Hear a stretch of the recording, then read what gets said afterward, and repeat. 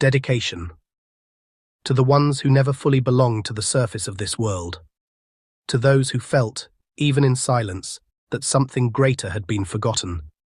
To the seekers who followed the ache for truth through confusion, exile, fracture, and longing. To the souls who sensed that beneath the noise, beneath the mask, beneath the wound, there remained an undiminished light. And to the hidden memory within you, the part that still remembers the fullness, still longs for what is real, and still turns, however quietly, toward home. Introduction. Before the soul forgot. There are truths the mind does not invent but recognizes.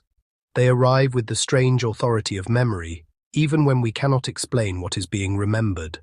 A sentence is heard, a symbol is seen, a silence opens, and something in us stirs with the unsettling conviction that this has been known before, somewhere beyond language, beyond biography, beyond the small and anxious story we have called ourselves.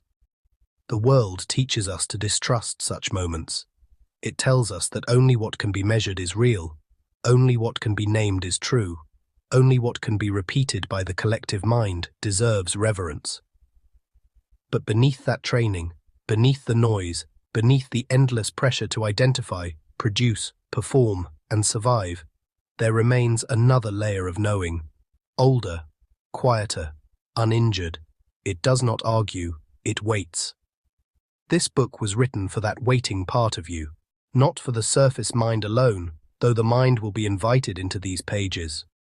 Not for curiosity alone, though curiosity is a noble beginning. And not merely for academic interest in Gnostic cosmology, ancient metaphysics, or the language of emanation, though all of those currents will pass through what follows. This book was written for the reader who has felt, perhaps for years, that the human soul is more than an isolated consciousness wandering through a material accident. It was written for the reader who has sensed that between the unnameable source and the wounded human condition, there must exist a living architecture, an order of intelligence, a hierarchy of radiance, a world of divine powers through which meaning, form, destiny, and remembrance descend. It was written for the one who has felt that heaven cannot merely be a place, nor God merely an idea, nor the soul merely a psychological event. There must be more. There is more. The ancient Gnostics spoke of the Aeons. This word has too often been flattened by modern reading.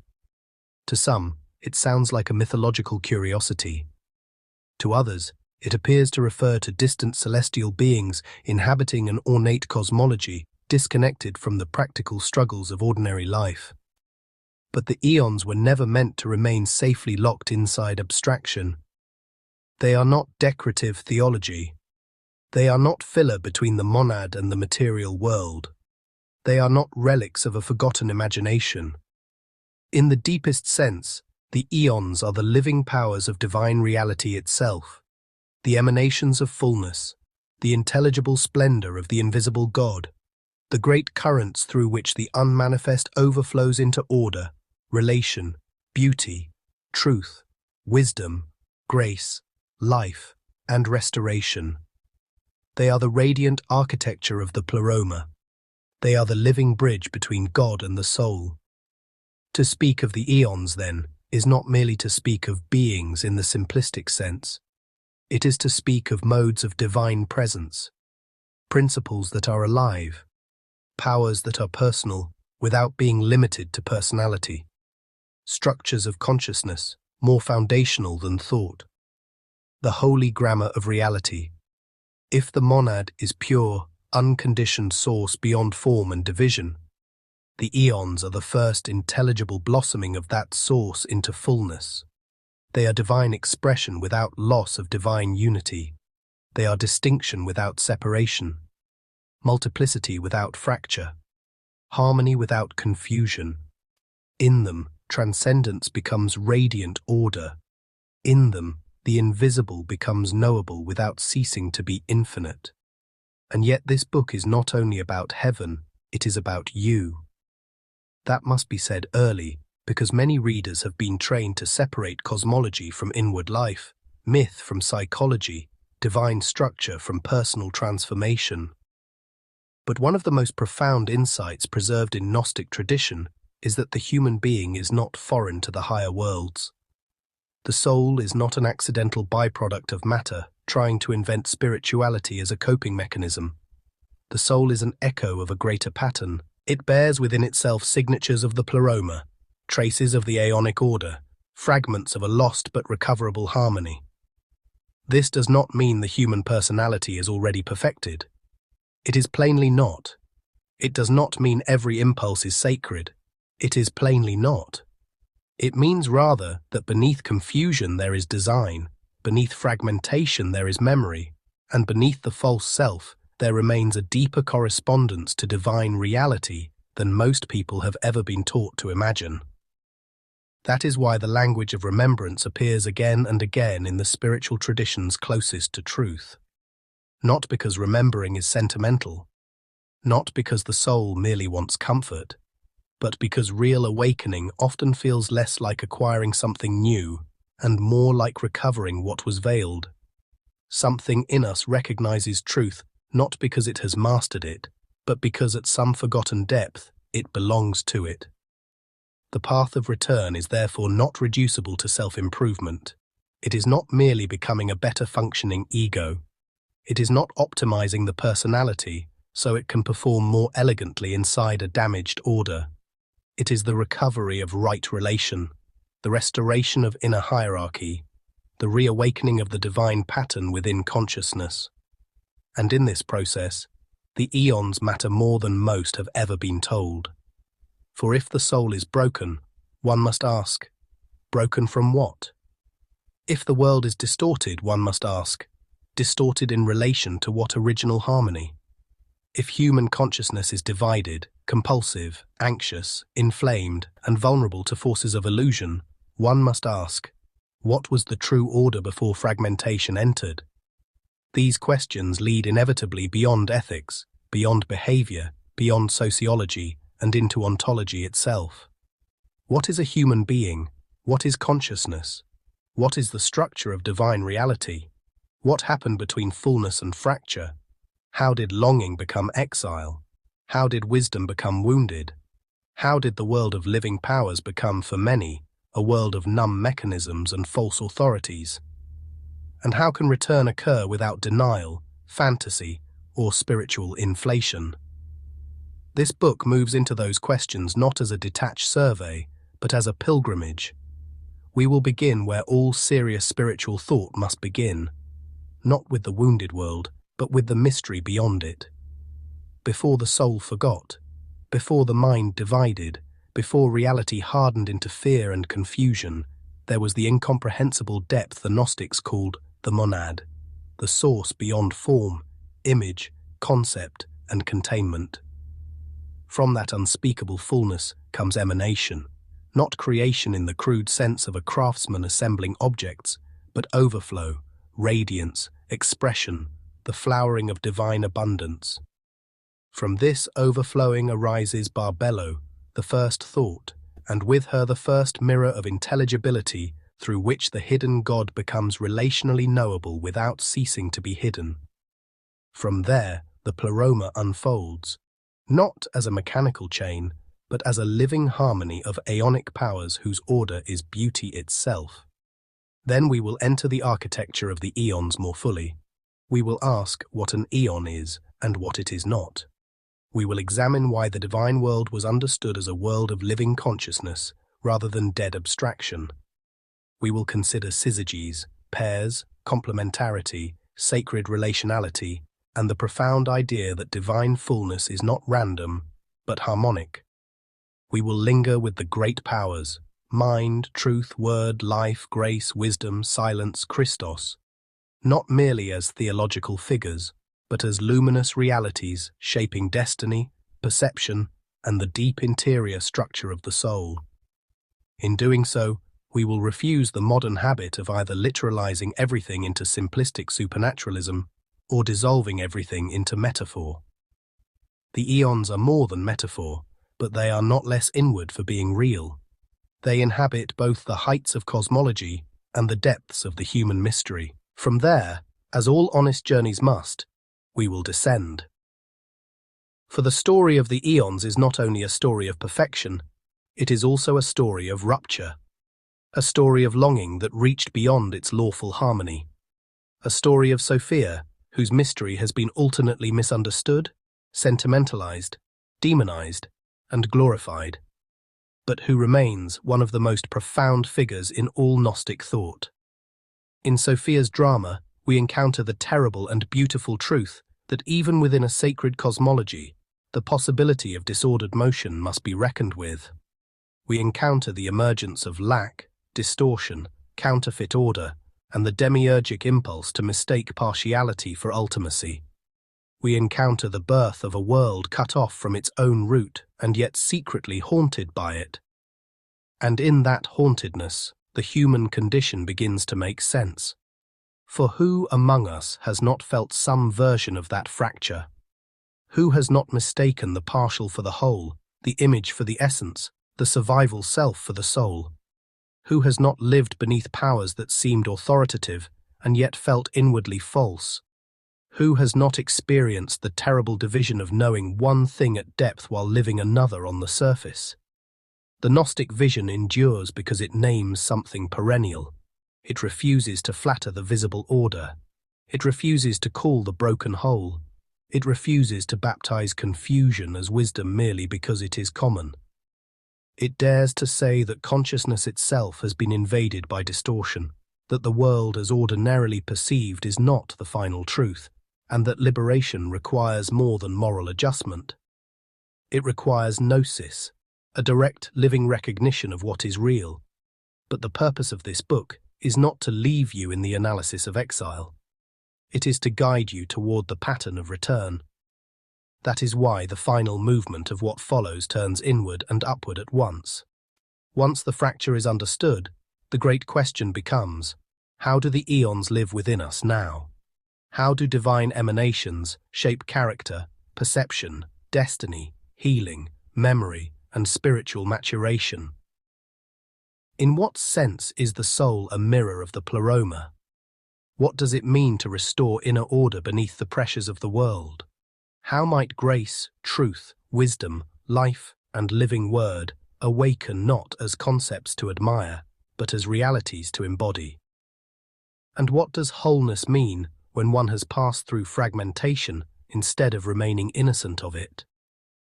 These are not decorative questions. They are the central questions of a life worth living. Because every human being serves an order, whether consciously or unconsciously. Every life becomes shaped by a hierarchy of powers. Some are ruled by fear, appetite, image, resentment, and external authority. Others begin, slowly and painfully, to come under another governance: truth before performance, grace before shame, wisdom before compulsion, living silence before reaction, soul before ego, God before world. The ancient language of the Aeons provides not only a cosmology, but a diagnostic vision. It lets us ask, what governs me now? What current am I living from? Which powers have I mistaken for ultimate? What has gone dormant in me? What still remembers? What is trying, even now, to return? In a time of spiritual confusion, that kind of framework matters. We live in an age saturated with language about energy, awakening, consciousness, healing, manifestation, trauma, integration, spirituality, embodiment, and transcendence. Some of that language is useful. Much of it is vague. Much of it is stripped of metaphysical seriousness. Much of it flatters the self without truly transforming it. The result is that many seekers feel spiritually hungry while being conceptually undernourished. They feel something real, but lack a language vast enough, beautiful enough, and disciplined enough to hold it. The Gnostic vision of the Aeons offers such a language, if approached carefully, reverently, and with philosophical depth. It gives us a way to speak of divine reality without reduction, and of inner transformation without banality. It dignifies both transcendence and experience. It insists that consciousness has structure, that reality has meaning, and that the soul's longing is not absurd. This book will not ask you to accept every ancient image in a crude literal sense, nor will it ask you to dismiss them as mere fantasy. It will ask something more demanding and more rewarding, that you learn to read spiritually, that you allow symbol, metaphysics, psychology, devotion, cosmology, and existential honesty to illuminate one another. That you approach the old language not as dead debris from a primitive past, but as a refined vessel for truths modernity has often forgotten how to utter. If you do, you may find that the eons begin to appear not only on the page, but in your own life, in the pattern of your crises, the shape of your loves, the texture of your longing, the hidden intelligence of your suffering, the strange authority of certain moments of silence, and the irreducible intuition that you were made for more than the world has offered. That intuition is not childish. It may be the beginning of wisdom. There is, of course, danger in all talk of hidden knowledge. The ego loves to feel special. The wounded mind can turn mystery into superiority, metaphysics into escape, symbolism into inflation. Gnosis, corrupted, becomes just another mask. That is why this path must be walked with humility. To know the eons rightly is not to become grandiose. It is to become ordered. It is not to rise above other human beings in spiritual vanity. It is to come more honestly beneath what is true. It is not to flee incarnation in contempt. It is to see through distortion so incarnation itself can be redeemed. If the eons are truly living powers between God and the soul, then the proper response to them is not theatrical fascination, but reverent alignment. And alignment begins in attention. It begins when you notice what kind of world you have been inwardly living in. It begins when you become honest about the voices that govern you. It begins when false urgency starts to lose its authority. It begins when silence ceases to feel empty and begins to feel inhabited. It begins when truth burns more deeply than approval. It begins when grace becomes more compelling than self-condemnation. It begins when wisdom is desired more than certainty. It begins when life is recognized as more than biological duration. It begins when the soul, exhausted by surfaces, turns again toward depth.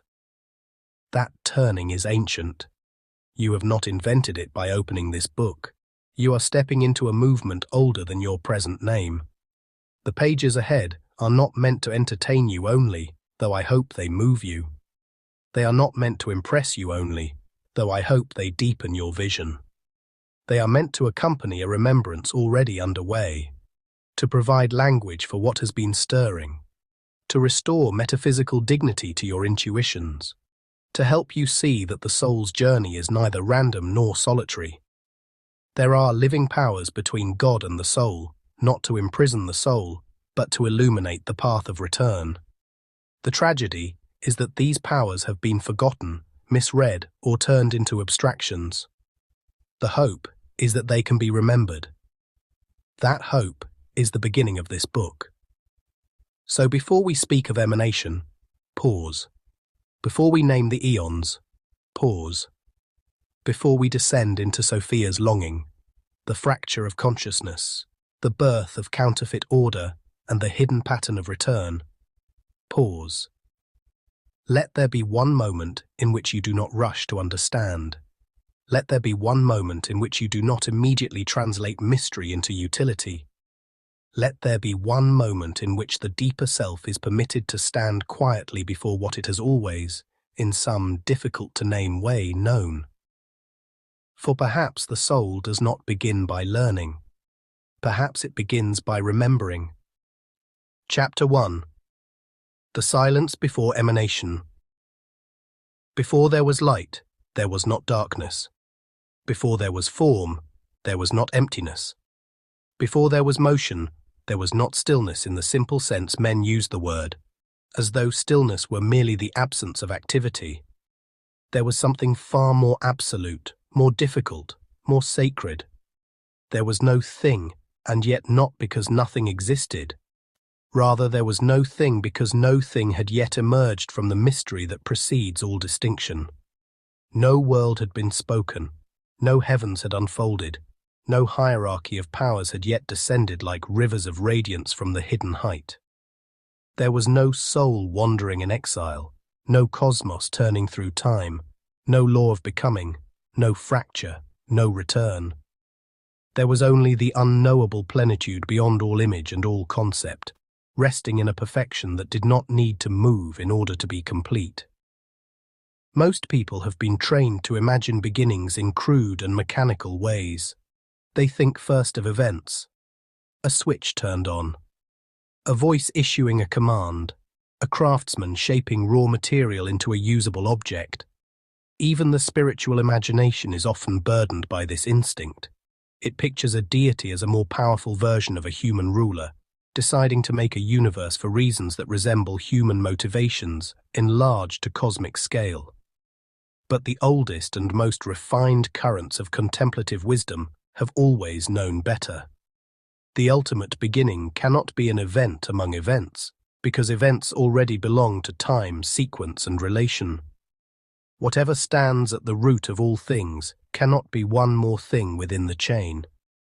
It must be prior to all chains, all causes, all images, all oppositions. It must be beyond before and after. It must be beyond even our ordinary understanding of being and non-being. This is why the ancient seers and mystics spoke so often in negations, not because they had nothing to say, but because what they sought to speak of exceeded speech at its root. The soul senses this more readily than the mind. The mind is skilled at division. It compares, categorizes, defines, measures. It breaks reality into manageable pieces because that is how it survives in the visible order. But the soul is not nourished by pieces alone. It aches for what cannot be reduced. This is why some truths do not appear to us first as arguments. They appear as atmospheres, as weight, as silence that does not feel empty but charged. A person enters a cathedral alone. A mountain twilight deepens and no words come. A line from a sacred text slips past the defenses of intellect and lodges deeper than thought. Suddenly one knows, without being able to explain what is known. There is more. Not merely more information, but more reality. More depth than the surfaces suggest. More origin than the world can account for. More hidden generosity behind existence than any merely material reading can bear. These moments are not yet gnosis, but they are often its threshold. They are small openings through which the soul begins to remember that what is most ultimate cannot be grasped as an object. This is where every true spiritual cosmology must begin, not with things, but with that which precedes thingness, not with movement, but with that from which all movement may arise, not with a God among beings, but with the mystery from which even the highest divine powers receive their radiance. Later we will name this mystery more directly as the monad, the hidden source beyond form and name. But before we speak the name, we must first stand in reverence before what the name points toward. We must allow the mind to loosen its grip on the demand for immediate clarity. We must resist the urge to turn the origin of all things into a manageable idea. For if the first chapter of this book is to be truthful, it cannot begin by pretending the highest can be quickly explained. It must begin the way the soul begins, in awe before silence. Yet silence, too, is easily misunderstood. In ordinary language, silence means the cessation of sound. A room becomes silent when the voices stop. A forest becomes silent when the wind drops and the birds go still. A person keeps silent by refusing to speak. But the silence before emanation is not this kind of silence. It is not a pause within an already existing world. It is not a gap between noises. It is not the stillness of an empty stage before actors enter. It is deeper than that. It is the silence in which there is not yet any stage, any actor, any world, any distinction between sound and the absence of sound.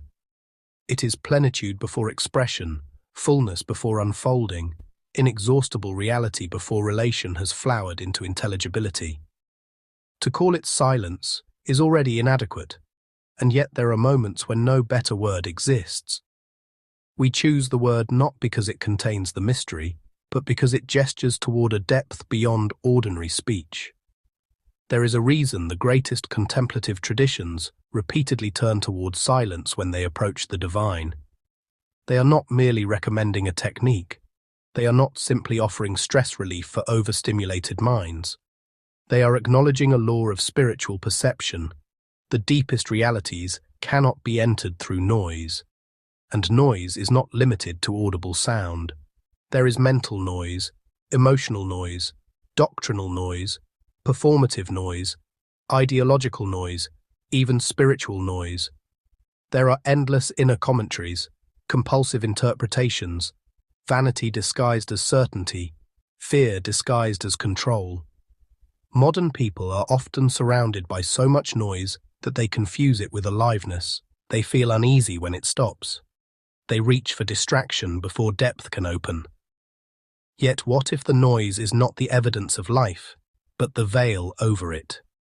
What if one reason the higher realities seem distant is not because they are absent, but because the soul has become acclimated to frequencies too shallow to perceive what is more subtle and more real? Silence, in its holiest sense, is not deprivation. It is preparation. More than that, it is participation. It trains the soul away from domination and toward receptivity. It loosens the ego's assumption that reality must always present itself in forms the ego can use. It humbles the intellect without humiliating it. It does not ask the mind to die, but to descend from the throne it was never meant to occupy. In silence, the soul begins to recover a lost nobility.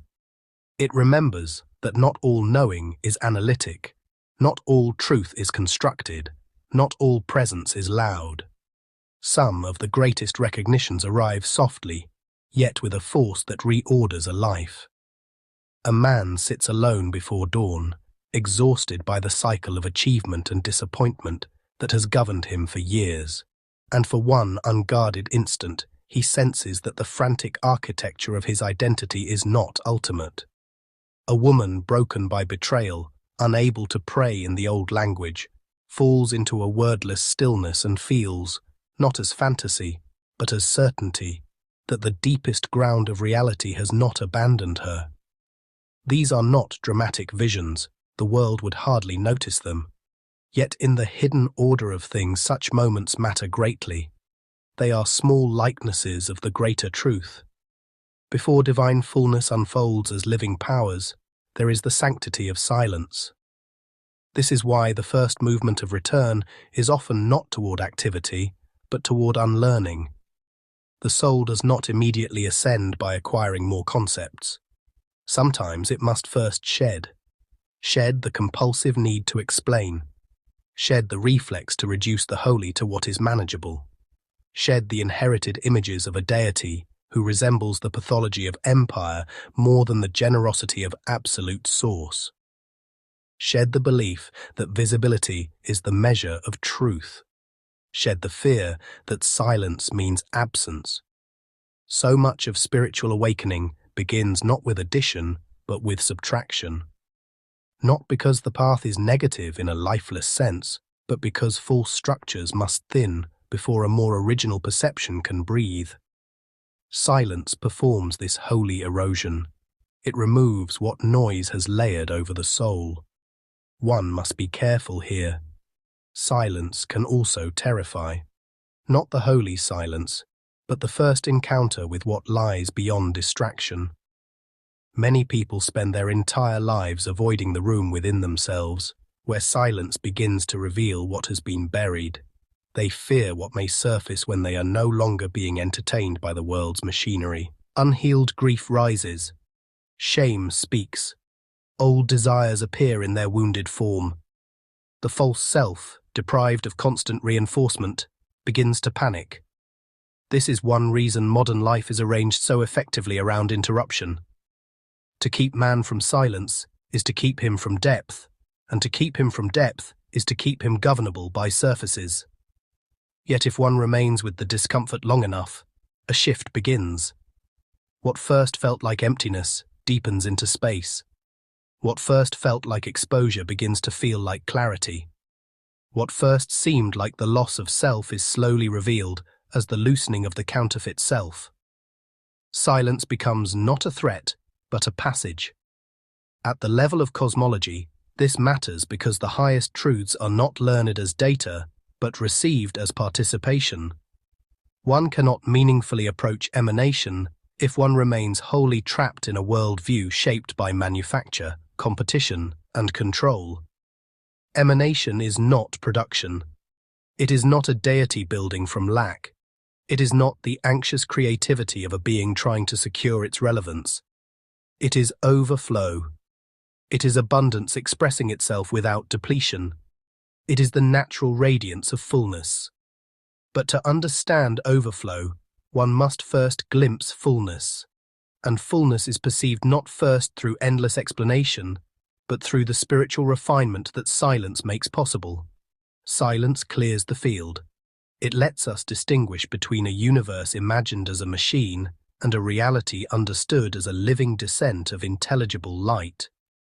It lets us sense, before any doctrine is stated, that whatever emerges from the highest must carry something of the highest within it, not as a broken fragment severed from its root, but as a radiant expression of a plenitude too rich to remain unexpressed.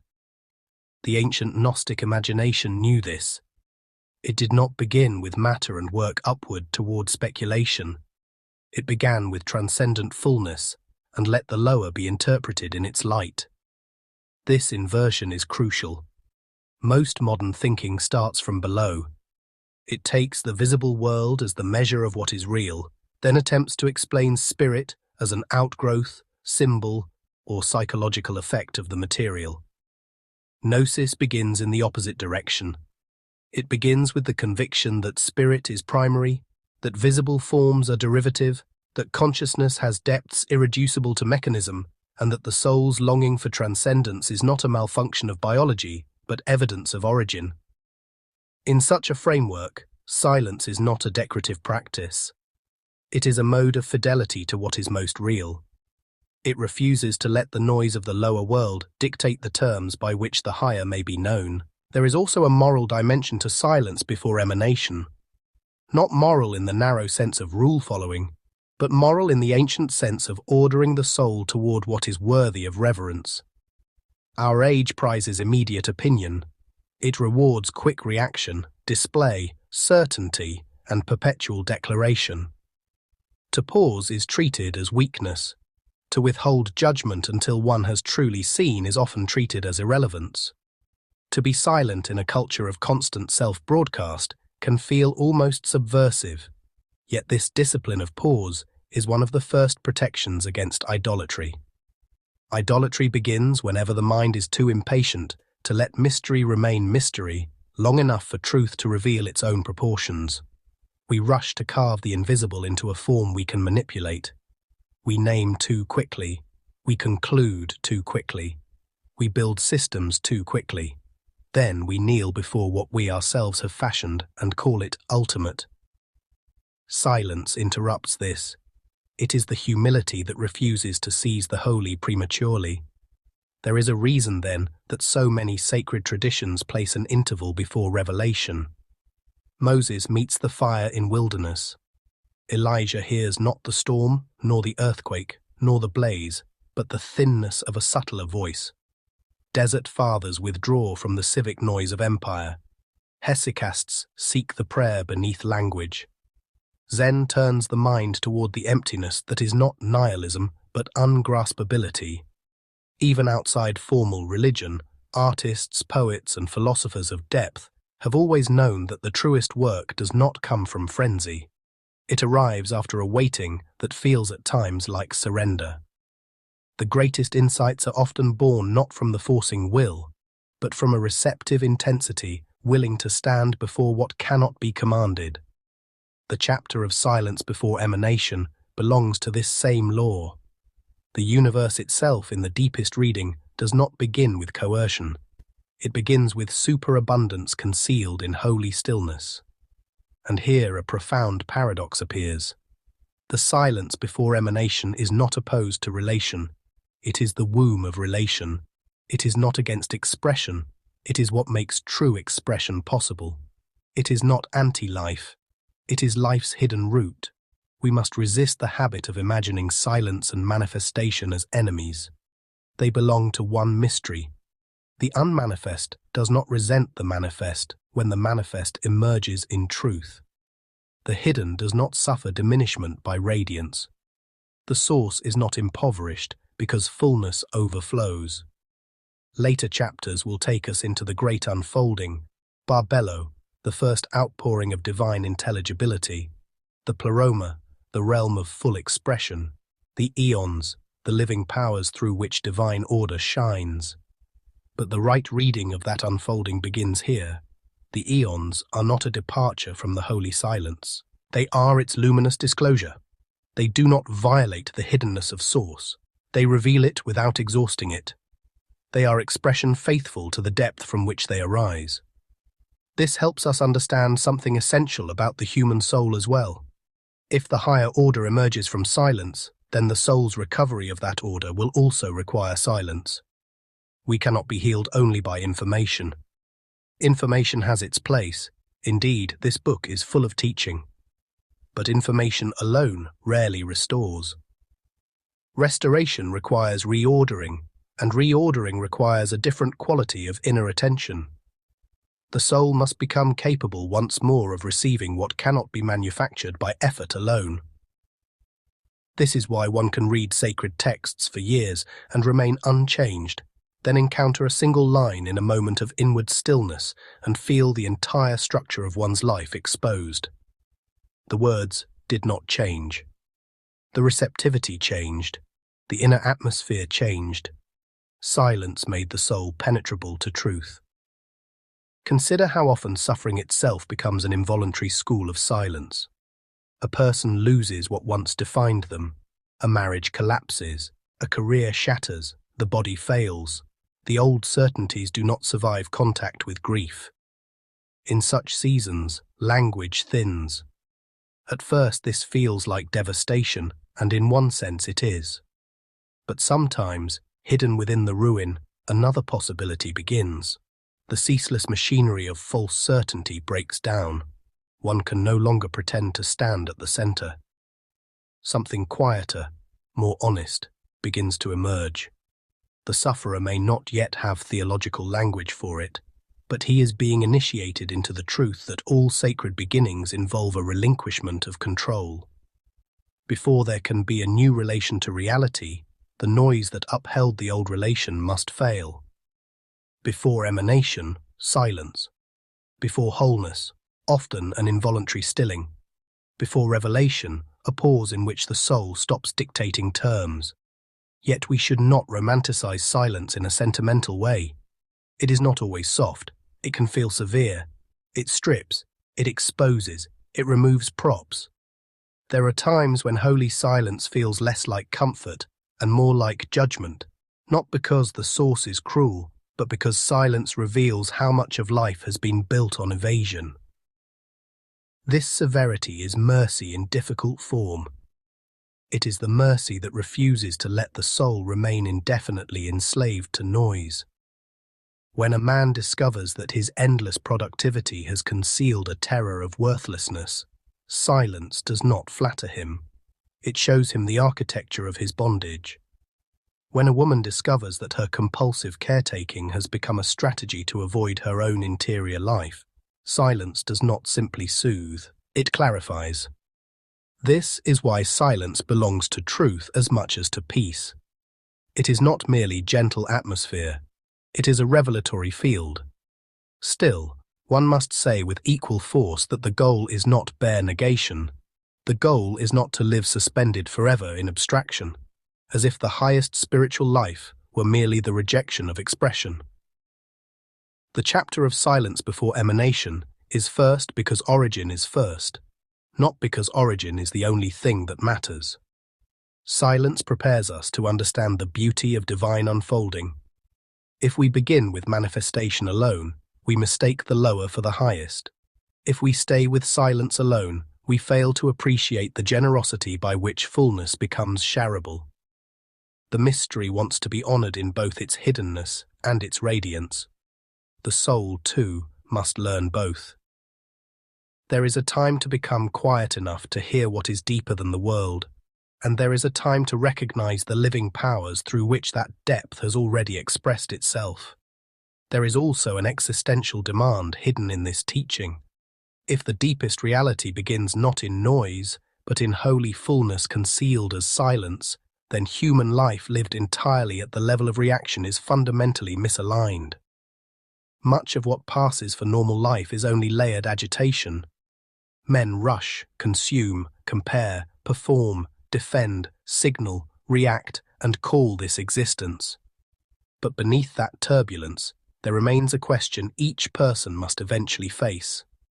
What governs your interior world when the noise drops? Many dread the answer. Without distraction, they do not know who they are. Without performance, they do not know what remains. Without external stimulation, they find only restlessness. This is not a trivial psychological issue. It is a spiritual diagnosis. It reveals how far consciousness may have drifted from its deeper root. For if we were made at some profound level in correspondence to a reality whose first mode is holy silence, then our incapacity for silence is not merely unfortunate, it is symptomatic of exile. And yet exile is not final. Even now, the soul carries a capacity for return. The evidence is simple. Silence still speaks to us. Not everyone obeys it, but nearly everyone has felt its pull. Why does the heart sometimes ache in places where no obvious message is given? Why does a vast night sky disturb and console at once? Why do some works of music seem to move us most deeply in the spaces between notes? Why do certain ruins, ancient paths, desert horizons, candlelit sanctuaries, and quiet chapels awaken something disproportionate to their visible form? Because the soul recognizes likeness. It senses, however dimly, that stillness is not alien to its true life. It has wandered far, but not beyond memory. Somewhere beneath the acquired self, the original orientation remains. This is what makes the beginning of the spiritual path both difficult and beautiful. One is not constructing an entirely foreign capacity. One is recovering responsiveness to what has always, in some hidden way, called. The silence before emanation is not only a cosmological truth. It is an interior invitation. It says, before you try to understand the great powers, become still enough to meet the mystery from which they arise. Before you map the heavens, let the inner weather settle.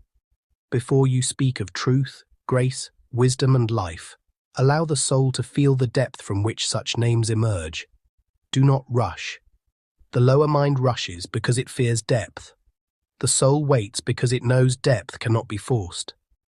And so we arrive at the threshold of this book in the only way that can honor its subject. Not with a clenched definition, but with reverent stillness. Not with a premature conclusion, but with readiness. We have stood, as much as language allows, before the silence prior to all unfolding. We have considered why the highest cannot be approached as object, why the soul's truest knowledge begins in receptivity, why the noise of the world so often functions as a veil, and why holy silence is not emptiness but fullness, not yet expressed. We have seen that silence is a discipline, a mercy, a judgment, a preparation, and a participation in the deepest law of divine manifestation. We have seen that without it, emanation is misunderstood as manufacture. With it, emanation may begin to be recognized as overflow. The chapters ahead will move outward from this still center. We will speak of the monad beyond all names, of Barbelo as the first radiant intelligibility, of the birth of the Pleroma, of the Aeons as living powers of divine relation. We will descend with Sophia into the drama of fracture and counterfeit order.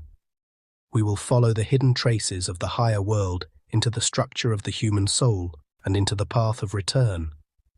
But nothing that follows will be read rightly unless this beginning remains with us. The highest is not born from lack. The deepest truth is not noisy. The soul does not recover itself through frantic accumulation. All real revelation emerges from a fullness that does not need to shout. Before the worlds, silence. Before the eons, silence. Before the first holy overflow of radiance, silence. Not absence, not vacancy, not void in the impoverished sense, but the hidden richness from which all living light would one day pour.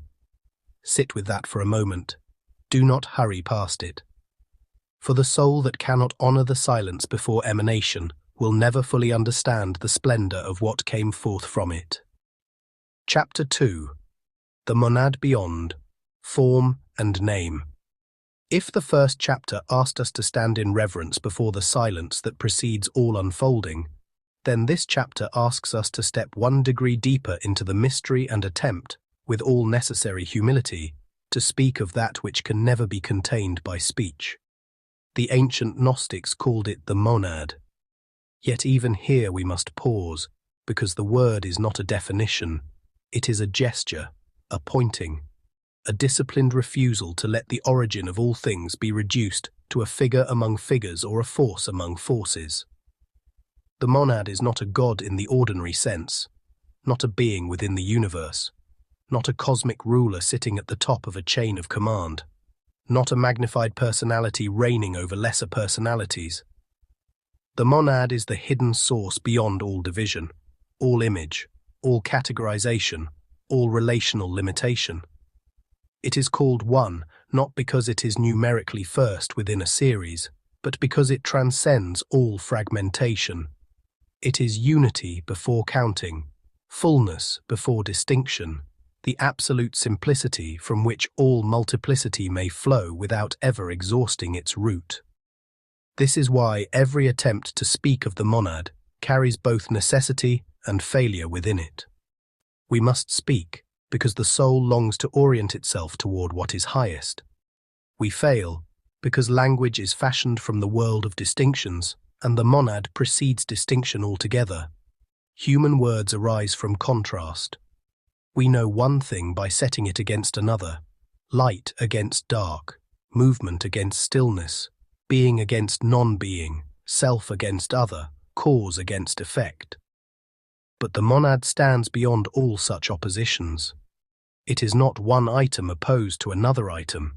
It is not even being, in the limited way philosophers sometimes imagine being, as though existence itself were a concept stable enough to contain the origin of existence. The monad exceeds even the categories by which metaphysics tries to protect transcendence. It is not contained by thought, because thought itself is downstream from it.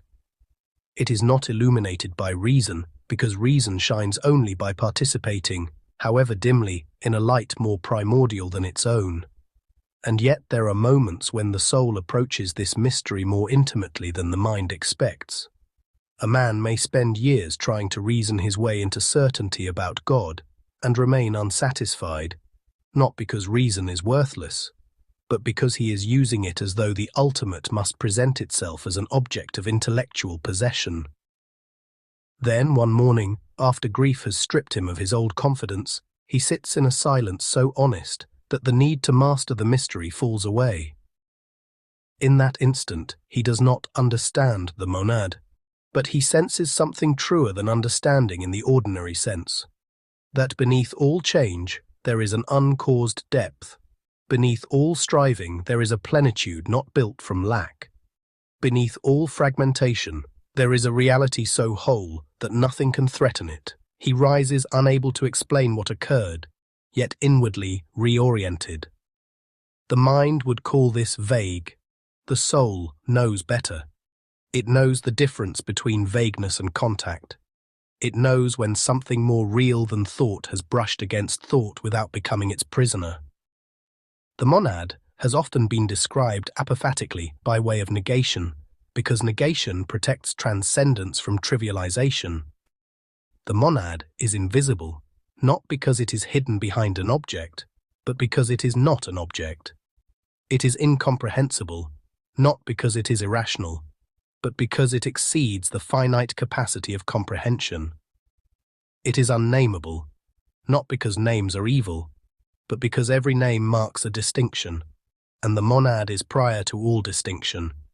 It is without form, without boundary, without need, without beginning, without change, without dependence. Yet these negations do not imply emptiness in the impoverished sense. They do not mean the monad is a blank absence or a sterile void. Quite the opposite. They mean the monad is so full that no finite predicate can capture it. It is not less than form, but more original than form. Not less than life, but the inexhaustible ground of life. Not less than intelligence, but the hidden plenitude from which all true intelligence receives its radiance.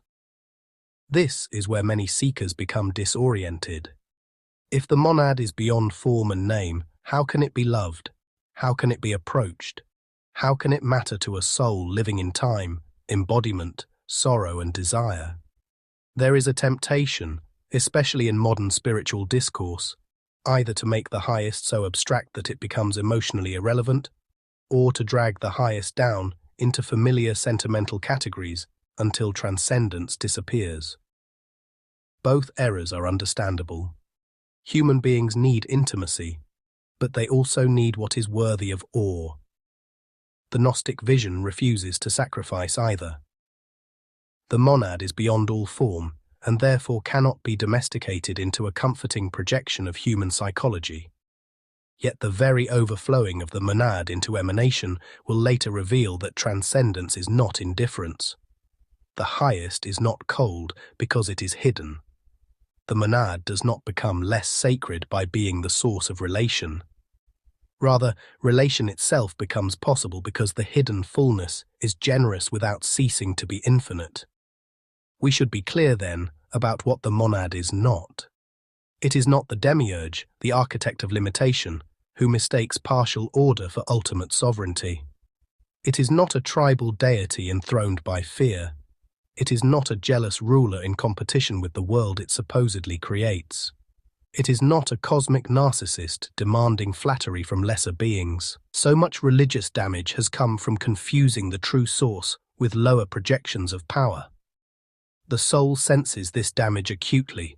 It recoils, often rightly, from images of the divine that mirror domination more than fullness, threat more than truth, insecurity more than transcendence. When people say they no longer believe in God, they are often rejecting a false God, one too cramped, too reactive, too morally distorted to deserve devotion. The monad shatters such idols. It stands beyond the entire field of anxious anthropomorphism.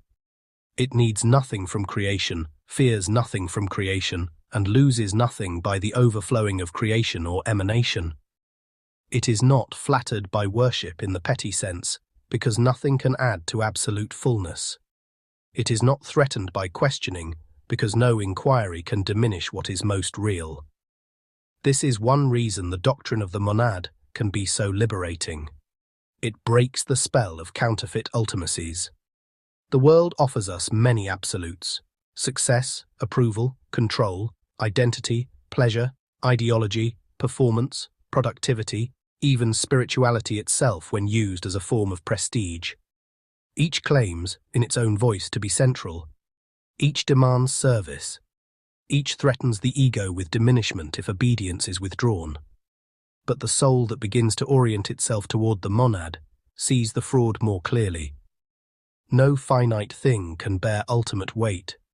No created form, however dazzling, can stand as the source of all meaning. No system, empire, institution, movement or self-image can claim final loyalty once the heart has glimpsed that there is a reality beyond all conditioned powers. The monad is not merely a metaphysical concept, it is a solvent of idolatry. Still, it would be a mistake to treat the monad only as a corrective idea. It is more than the negation of falsehood.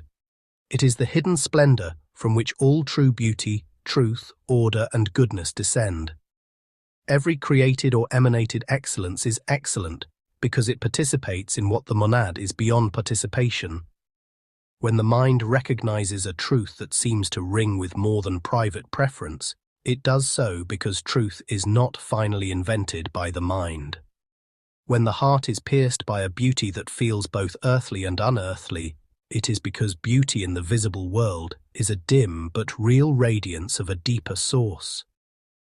When a moment of grace interrupts the logic of shame and violence, something of a higher order shines through the lower. The monad is not one more beautiful thing among beautiful things. It is the hidden plenitude by which beauty is possible at all. Not one more truth among truths, but that by virtue of which truth is more than convenience or power. The ancient Gnostics grasped this with a seriousness modern thought often lacks. They knew that if transcendence is lost, the lower world becomes self-enclosed, and all value collapses into preference, utility, or force. There is, however, a paradox that must be held carefully.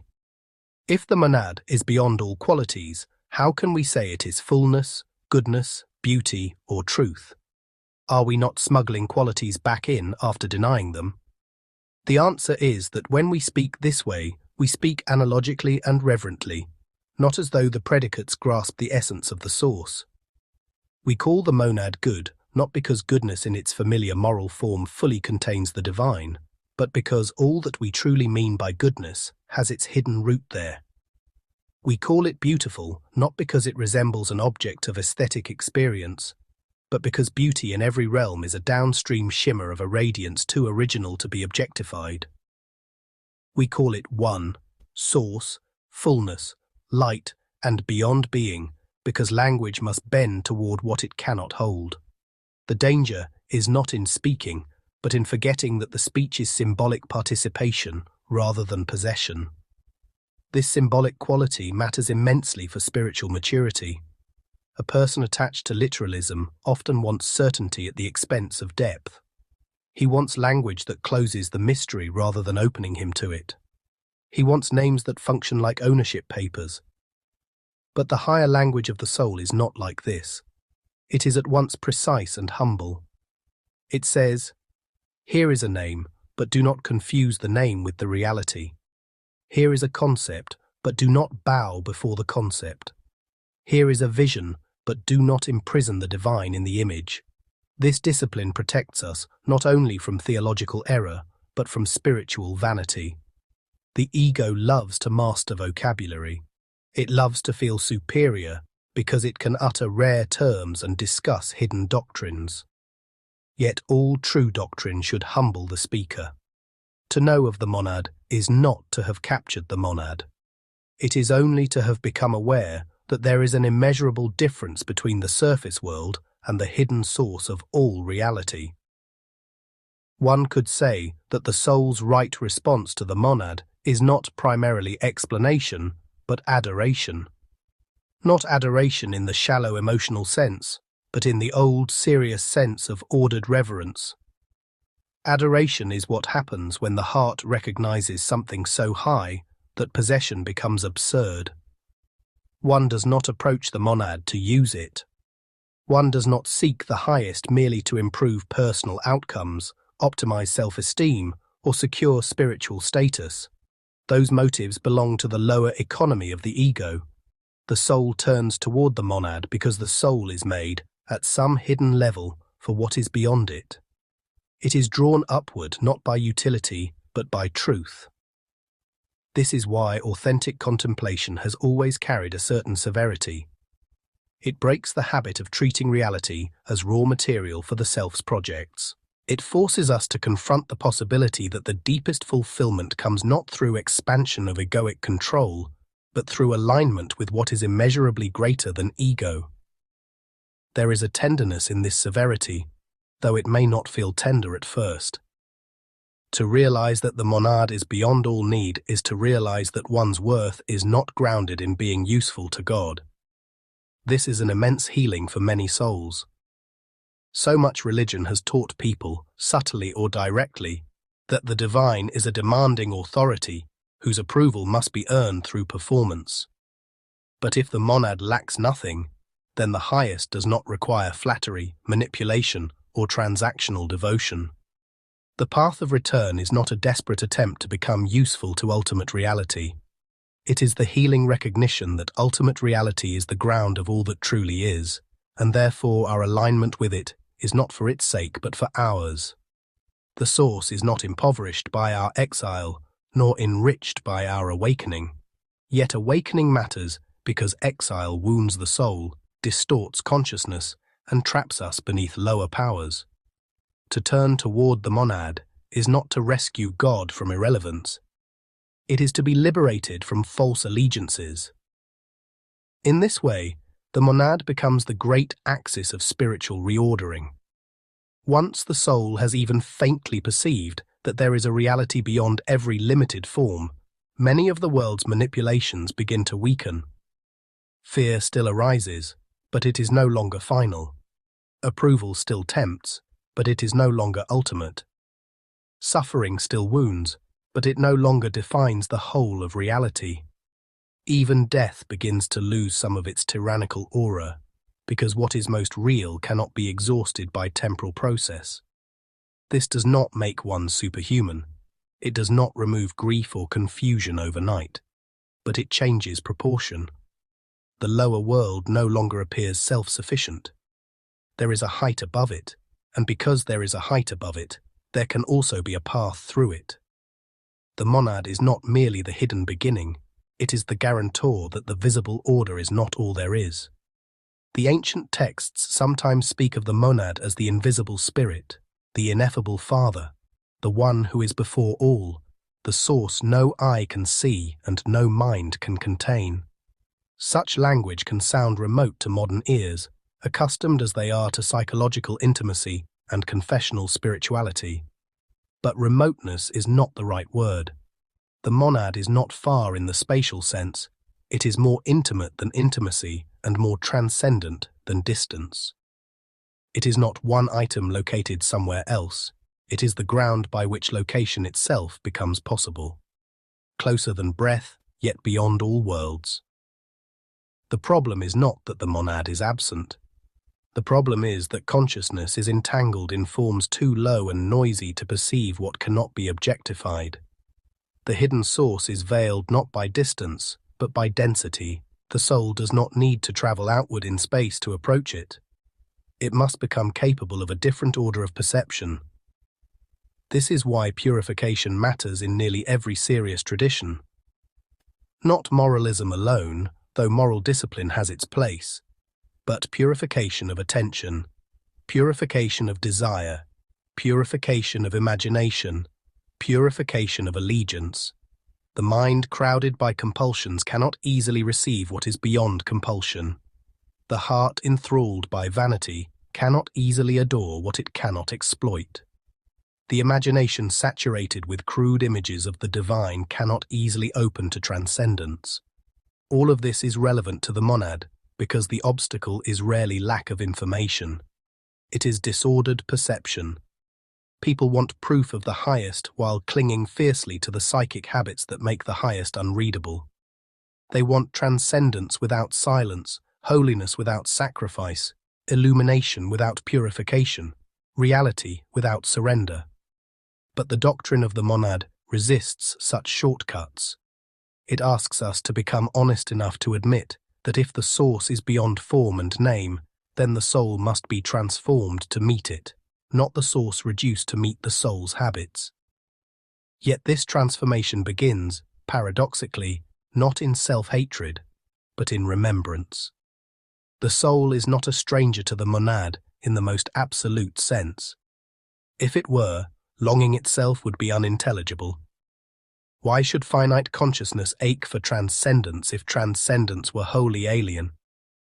Why should certain moments of beauty, truth, or silence strike with the force of recognition rather than novelty? Why should the heart feel at times that it is exiled from a home it cannot fully describe? These are not proofs in the logical sense, but they are clues. They suggest that the soul bears some hidden correspondence to what is highest. Not equality, certainly. Not full likeness, but echo, trace, capacity. The language of emanation will later let us say more about this. For now it is enough to see that the doctrine of the monad dignifies longing. It tells us that our hunger for the absolute is not absurd. It may be wounded, distorted, misdirected, but it is not meaningless. Longing, then, is one of the secret witnesses to the monad. Not every desire, of course. Many desires belong to the lower realm of appetite, fear, compensation, or fantasy. But beneath these there is often a deeper ache that no ordinary object can satisfy. One person chases achievement and finds, after every success, a strange hollowness. Another seeks romance, spiritual experience, travel, knowledge, art, or even service, and though each contains something real and good, none touches the deepest hunger entirely. The modern world often interprets this dissatisfaction as pathology or endless self-optimization material, but there is another possibility. The dissatisfaction persists because the soul is misreading finite goods as ultimate ends. It is trying to make created things bear a weight only the source can sustain. The monad does not eliminate our love for the finite. It teaches proportion. It frees us to receive finite goods as reflections rather than replacements. This frees us from another common trap, despair in the face of limitation. If one does not know the monad, or know of the monad, then the world's incompleteness can become crushing. Everything beautiful fades. Every relationship is touched by misunderstanding. Every institution is compromised. The body ages. The mind fails. History repeatedly descends into cruelty. Even our noblest efforts are mixed with vanity and error. Without transcendence, these facts tempt the soul toward cynicism or numbness. But the Gnostic insight is subtler. The brokenness of the world is real, but it does not have metaphysical ultimacy. It is not the first word or the last word. There is a fullness before it and beyond it. The monad remains untouched by the lower order's convulsions, and precisely because it remains untouched, hope is possible. Not optimism in the shallow sense, but hope rooted in ontology.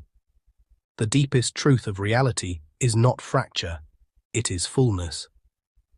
At this point we can begin to see why the monad must stand at the head of any serious account of the Aeons. If the Aeons are the living powers between God and the soul, then the nature of the source from which they proceed determines everything. If the source were lacking, the Aeons would be compensations. If the source were divided, the Aeons would be fragments. If the source were insecure, the Aeons would be instruments of control. But because the monad is absolute fullness beyond division and lack, the Aeons will be something else entirely, not repairs to divine deficiency, but expressions of divine abundance, not lesser gods competing for territory, but living emanations of the one hidden plenitude, not masks worn by an insecure ruler, but radiant disclosures of what remains forever more than disclosed. This matters immensely. It means that the path from source to soul is not fundamentally tragic. Tragedy enters later through distortion. At its origin, reality is generous. The mind may still ask, why emanation at all? Why should fullness overflow? Why not remain forever hidden? That question belongs properly to the next stages of our journey. For now, it is enough to say that the monad does not move from lack to fulfillment. It does not create or emanate in order to become more itself. Rather, all true emanation must be understood as the radiance proper to fullness. The sun does not shine because it is deficient without rays. A spring does not overflow because it lacks water. These are only metaphors, and imperfect ones, but they help. The hidden source is not under compulsion. It is not solving a problem. Its plenitude is simply of such a nature that expression without diminishment is possible. The mystery does not become less mysterious by radiating. It becomes knowable in a mode proportioned to what can receive it. And perhaps this is where the soul should pause again. Not merely to think, but to let proportion be restored. We live amid a culture that constantly trains us to live from the surface, to define ourselves by motion, to fear silence, to worship visibility, and to mistake strong feeling for deep truth. Against all this, the doctrine of the monad stands like a high mountain in clear air. It says there is a source untouched by the machinery of the world. There is a fullness before all fracture. There is a unity no division can finally overcome. There is a hidden reality beyond all names, and yet every true name receives its dignity from that which cannot be named. There is something above the gods men invent, above the systems they obey, above the wounds they absolutize, above the identities they perform. There is the one, not the one of arithmetic, not the one of political slogans, not the one of vague spiritual cliché, but the one before all things, the one beyond all things, the one from whom all true things secretly shine. To know this is not yet to see fully. It is not yet to return. It is not yet to understand the living architecture of the Pleroma or the holy unfolding of the Aeons. But it is to have one's face turned in the right direction. It is to have stepped out of the closed room of material reduction and false transcendence into a horizon large enough for the soul's deepest questions. It is to know, even if only dimly, that beyond the visible order there is not chaos, not emptiness, not arbitrary force, but absolute hidden fullness, and that changes everything. For once the soul knows there is a source beyond form and name, it can begin to understand how the invisible might overflow into intelligible light. Once it knows that the highest is beyond division, it can begin to understand how divine multiplicity need not imply divine fracture. Once it knows that fullness is primary, it can begin to read emanation not as loss, but as generosity. The way is now open for the first great disclosure. The monad remains hidden, yet not forever hidden. For what is perfectly full does not diminish by radiance, and what is beyond all names may still give rise to the first holy mirror of intelligibility. In the next chapter, we will speak of that first radiant overflow. The great and mysterious Barbelo, the first thought, the womb of divine intelligibility, the beginning of the living bridge between the ineffable source and the soul. Chapter 3.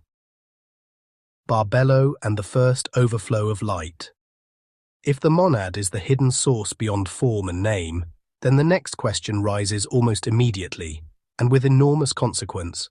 How does what is beyond all intelligibility become in any sense knowable without ceasing to be transcendent? How does the ineffable remain ineffable and yet give rise to relation, radiance, structure, and the first sacred possibility of recognition? This question is not a minor detail in Gnostic thought. It is one of its most beautiful and decisive mysteries. For the highest cannot be dragged downward into visibility without distortion, and yet if nothing ever flowed from the hidden source, then the soul would have no bridge at all between its exile and its origin. There would be only an unreachable abyss. The ancient answer to this problem, given with breathtaking spiritual subtlety, was not to imagine a crude act of manufacture or a jealous deity making worlds from outside himself. It was to speak instead of emanation, holy overflow, radiant expression, fullness giving rise to intelligibility without division or depletion. And the first and greatest disclosure of that overflow is Barbelo. Few names in the Gnostic tradition carry such depth, tenderness, and metaphysical grandeur. Barbelo is not merely a character in a mythic sequence. She is not a decorative feminine figure placed beside a masculine deity for symbolic balance. Nor is she simply an abstract principle wearing poetic clothing. Barbelo stands at the threshold where the hidden source first becomes luminous to itself in relation, where the unknowable begins to mirror itself without ceasing to be unknowable. She is often called the first thought, the first emanation, the womb of the all, the mother-father, the image of the invisible spirit, the first living field in which divine fullness becomes intelligible without becoming limited. If the monad is the depth no mind can grasp, Barbelo is the first holy radiance through which that depth begins to shine. This language can feel immense, and it should. We are no longer standing only before hidden silence. We are standing before the first blossoming of divine self-disclosure. Yet even here, we must tread carefully. To say that Barbelo comes forth from the monad is already to use temporal language for what is not, in its deepest reality, temporal. We speak of first and second, before and after, only because the human mind must arrange mysteries into sequence in order to contemplate them. But Barbelo is not later than the monad in the way one event follows another. She is the eternal firstness of manifestation within the timeless life of divine fullness. She is the primordial yes by which the hidden plenitude becomes relationally radiant. She is first, not because she began after a waiting period, but because all intelligible divine order presupposes her. To understand Barbelo, one must first release the modern habit of splitting reality into two crude options. Either a thing is personal, or it is impersonal. Barbelo is not personal in the narrow psychological sense, yet neither is she a cold abstraction. She is living, she is luminous, she is relational. She is motherly without being sentimental, intelligent without being merely conceptual, spacious without being vague, receptive and generative at once. The ancient titles given to her, first thought, womb, image, foreknowledge, incorruptibility, eternal life, tell us something vital. Barbelo is the field of divine intelligibility, in which all the rich plenitude of the hidden source begins to appear as ordered fullness rather than unapproachable abyss. She is not outside the monad, nor separate from it, nor a rival to it. She is the first mirror of its inexhaustible radiance. And what is a mirror in the highest sense? Not an object passively reflecting an image from elsewhere, but a living transparency in which hidden glory becomes visible without being diminished. Barbelo is often described as the image of the invisible spirit, but image here must be rescued from all lower associations. In the broken world, images can distort. They can flatter, falsify, reduce. But in the divine order, the first image is not distortion. It is perfect correspondence. It is expression faithful to origin. The source does not become less hidden because Barbelo arises, but through Barbelo, the hiddenness becomes luminous enough for the architecture of divine life to unfold. She is the first intelligible horizon of the Pleroma. Without her, there is no field in which the living powers can shine. Without her, divine abundance remains forever sealed from relational disclosure. This is why many Gnostic texts speak of Barbelo with language that combines majesty and intimacy. She is the forethought of the all, the mother of all living realities, the thrice-powered one, the womb of the universe. These titles are not ornamental excess. They are attempts to name what ordinary theology often misses, that between ineffable source and manifested order, there must be a mode of divine self-presence that is receptive, expressive, and relational all at once. Barbelo is that primordial mode. She is not a created assistant. She is not a subordinate artisan. She is the first holy depth in which the divine becomes abundant in knowability. In her, transcendence does not collapse. It flowers. One might say with reverence that Barbelo is the first generosity of the monad made luminous.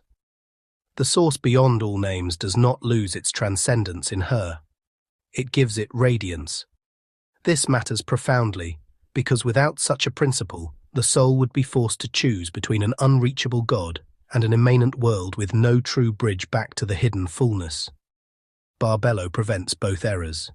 She preserves transcendence while making emanation possible. She keeps the highest from collapsing into the lower, yet she also prevents the highest from becoming spiritually irrelevant. In her, divine hiddenness becomes relationally fruitful. The abyss becomes womb. Silence becomes the possibility of holy speech. Unmanifest depth becomes the first architecture of light. It is no accident that many seekers feel such power in the recovery of the divine feminine when approaching Gnostic thought. Often they do not yet have the right language, and sometimes they project modern ideologies onto ancient symbols in ways that flatten the mystery. Still, the intuition is often pointing towards something real. The dominant religious imagination in many traditions has been shaped by images of command, law, sovereignty, judgment, and masculine-coded transcendence severed from receptive generativity. Barbelo breaks this enclosure open. She reveals that at the very threshold of divine manifestation, there is a holy spaciousness, an uncoerced receptivity, a generative intelligence that is not reducible to domination. The first disclosure of the Absolute is not violence, it is not conquest, it is not control, it is luminous fecundity. This does not mean Barbelo should be domesticated into modern therapeutic softness. She is not merely comforting, she is immense. Her maternity is cosmological before it is emotional. Her tenderness is inseparable from metaphysical grandeur. She bears worlds in possibility. She contains the living pattern of all that will emanate in truth. She is the matrix of incorruptible order. In lower human experience, motherhood often becomes entangled with exhaustion, injury, dependency, sacrifice, and ambivalence, because all earthly realities participate in fracture. But Barbelo belongs to the realm before fracture. Her generativity is not burdened by lack. She does not give because she is depleted. She gives because fullness overflows through her without diminishment. This is one of the most healing ideas in all sacred cosmology, that at the root of manifestation lies not panic, not scarcity, not domination, but inexhaustible abundance received and expressed in perfect fidelity. Here we arrive at one of the deepest reasons Barbelo matters to the soul. Human beings are often formed by damaged images of origin. Some were born into homes where love was conditional, chaotic, manipulative, or absent. Others inherited religious visions in which divine reality appeared as threat rather than source, surveillance rather than wisdom, judgment without tenderness, command without radiance. Many therefore carry into adulthood a hidden suspicion that origin itself is unsafe, that to come forth is to be cast out, that to exist is already to be indebted. That relation means eventual control or abandonment. These wounds are not healed merely by positive affirmations. They require a deeper metaphysical restoration. Barbelo offers such restoration. She reveals an origin in which emanation is not rejection, but generosity, in which coming forth is not exile at first, but participation in fullness, in which the first movement from hidden depth into knowable life is holy and unmarred. This does not remove the reality of fracture, which we will face fully in later chapters, but it establishes something crucial beforehand. Exile is not primal. Distortion is not ultimate. The soul was not first born into hostility. Beneath all later confusion there remains a deeper truth about origin. The first movement from the monad is beautiful. The first overflow is whole. The first relation is luminous. Barbelo is the guarantee of this. She stands at the beginning of the story like a living contradiction to every theology of fear. She says, in her very being, that the root of reality is not an empire, but a fullness, not coercion, but radiant intelligibility, not deficiency, but divine abundance. There is another aspect of Barbelo that must be held with care. She is not only womb, but thought. The phrase, first thought, can sound too thin to modern ears, as though Barbelo were merely a concept in the mind of God. But that is not the point at all. Thought here means something more like primordial self-knowing, living intelligibility, the first inner luminosity by which the hidden source becomes manifestly ordered, without ceasing to be transcendent. Barbelo is thought before thought becomes discursive, knowing before analysis, form before fragmentation. She is not one thought among many, but the eternal horizon within which divine expression becomes intelligible. In her, the hidden fullness is not merely present, It is present as knowable radiance. This gives Barbelo an intimate connection to consciousness itself. For if the first emanation is not brute force but living intelligibility, then consciousness is not an accidental after-effect of matter. It belongs, in its deepest truth, to the very architecture of divine overflow. This is one reason Gnostic cosmology remains so compelling. It offers a vision in which mind, soul, and meaning are not late inventions inside a dead universe. They descend from a higher order where intelligibility is original. Barbelo, as first thought, stands at the fountainhead of that order. She tells us that reality is not built from below upward, from blind process to consciousness. It is illuminated from above downward, from fullness to intelligibility to life to form. Matter, in this view, is not the source of meaning. Meaning precedes matter. Think of what this does to the human soul. If consciousness is merely an accidental byproduct of matter, then longing is chemically convenient, beauty is adaptive ornament, truth is strategic coherence, and spiritual intuition is a neurological side effect. One can live that way, but something in the deeper self resists it. It resists not because it fears science or complexity, but because it senses reduction. It senses that such accounts describe mechanisms without touching essence. Barbelo names what the soul already knows in its clearest moments: that consciousness is not a fluke, that intelligibility is woven into reality at a depth more ancient than the visible world, that knowing, loving, and remembering have a higher origin than survival. And yet Barbelo is not simply the answer to an intellectual problem. She is also the answer to a spiritual hunger. Many seek the divine, but secretly fear that the highest must be impersonal in the coldest sense. They assume that transcendence requires emotional sterility, that whatever lies beyond form must also lie beyond warmth, relationality, and beauty. Barbelo corrects this. Without diminishing the infinite transcendence of the monad, she shows that the first manifestation of that transcendence is not barren abstraction. It is luminous fecundity, radiant order, holy depth capable of generating relation. In this sense, she is not only metaphysically necessary, she is existentially consoling. She teaches the soul that what is highest is not less alive than what is below. It is more alive. The titles associated with Barbelo reinforce this again and again.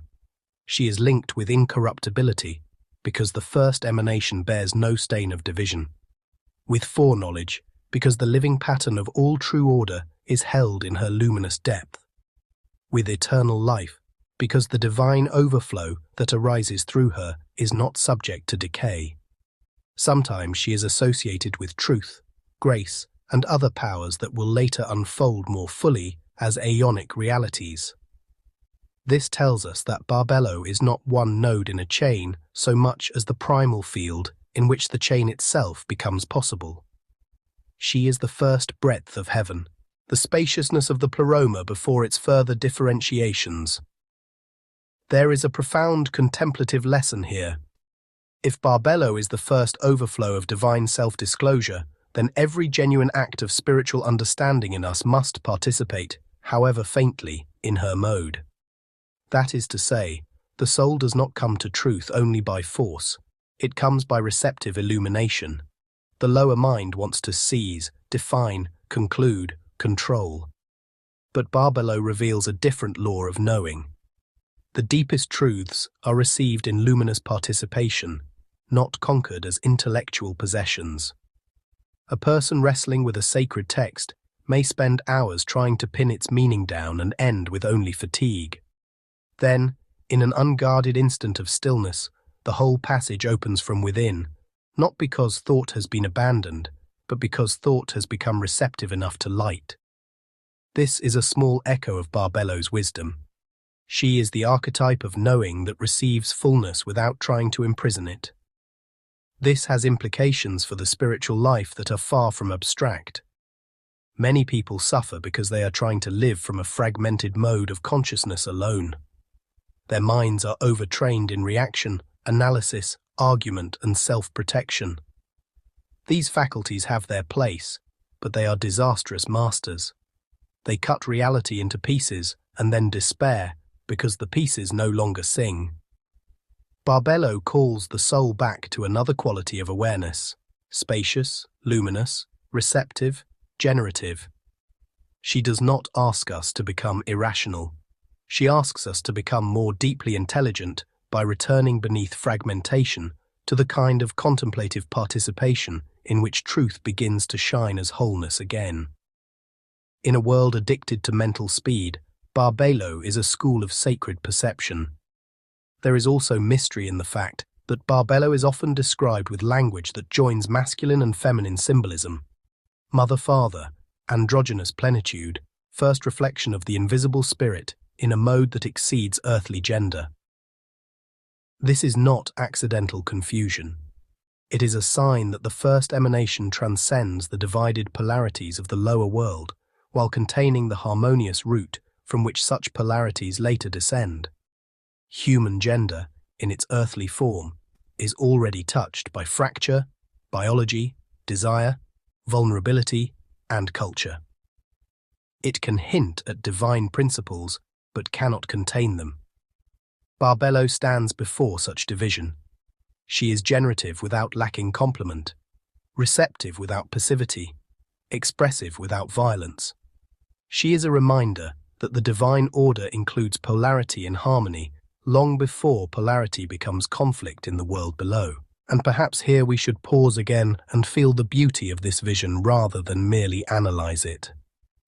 Before the broken world, before the war of sexes, before domination and wound, before the soul learned to fear relation, there was a first holy relation in the divine fullness itself. Not conflict, but correspondence. Not need, but overflow. Not the loneliness of an isolated absolute, but the radiant self-disclosure of the hidden source in the first thought. Barbelo is the first answer to the loneliness of metaphysics. She tells us that the absolute is not a sterile singularity. Fullness is so complete that it is already, in its own eternal mystery, capable of relation without division.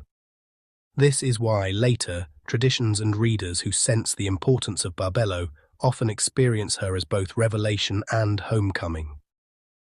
She is revelation because she makes visible what would otherwise remain unreachable. That the divine is not merely above, but communicable in holiness. She is homecoming because the soul, though exiled and fragmented, recognizes in her something deeply consonant with its own forgotten architecture. We are not Barbelo, nor equal to her, nor capable of reproducing the divine order by psychological effort. But we bear traces. Our longing for wisdom, truth, grace, incorruptibility, and living wholeness are not arbitrary. They are signs that the soul still carries a faint memory of the field from which it ultimately descends. Barbelo is one of the great names for that field. And yet, one more subtle point must be made. Barbelo is not the end point. She is the first disclosure, not the completed procession. Her radiance opens the possibility for the fuller architecture of the Pleroma to appear. In her, the living powers are held as possibility. Through the unfolding of the Aeons, they will become more richly differentiated without ever departing from the original fullness. Barbelo is thus both completion and beginning, complete as first emanation, beginning as the womb of all that follows. She is the first vast threshold through which divine abundance becomes cosmos in the highest sense, not the lower cosmos of matter and decay, but the incorruptible cosmos of living powers, relations, syzygies, harmonies, and holy intelligibilities. For the soul reading these pages, this means something deeply practical. Before you try to understand the world's fracture, you must understand that the first movement of reality is not fracture. Before you can diagnose false order, you must glimpse true order. Before you can heal your mistrust of relation, you must behold a relation untouched by fear. Before you can believe that divine wisdom might still live within you, you must know that wisdom did not begin in the damaged structures of the lower world. It began in a higher plenitude. Barbelo is the luminous assurance that truth, grace, life, and living intelligence are older than distortion. Sit with that. Let it work against every inner narrative that says chaos is more primal than beauty, that fear is more ancient than love, that fragmentation is more real than wholeness. Those narratives feel convincing because the wounded world shouts them constantly. Barbelo answers not with noise, but with radiance. She answers by existing at the very threshold of being as the first holy overflow of divine light. She answers by revealing that the hidden source did not first manifest as lawless force or tyrannical will, but as luminous intelligibility, incorruptible fecundity, and sacred relation.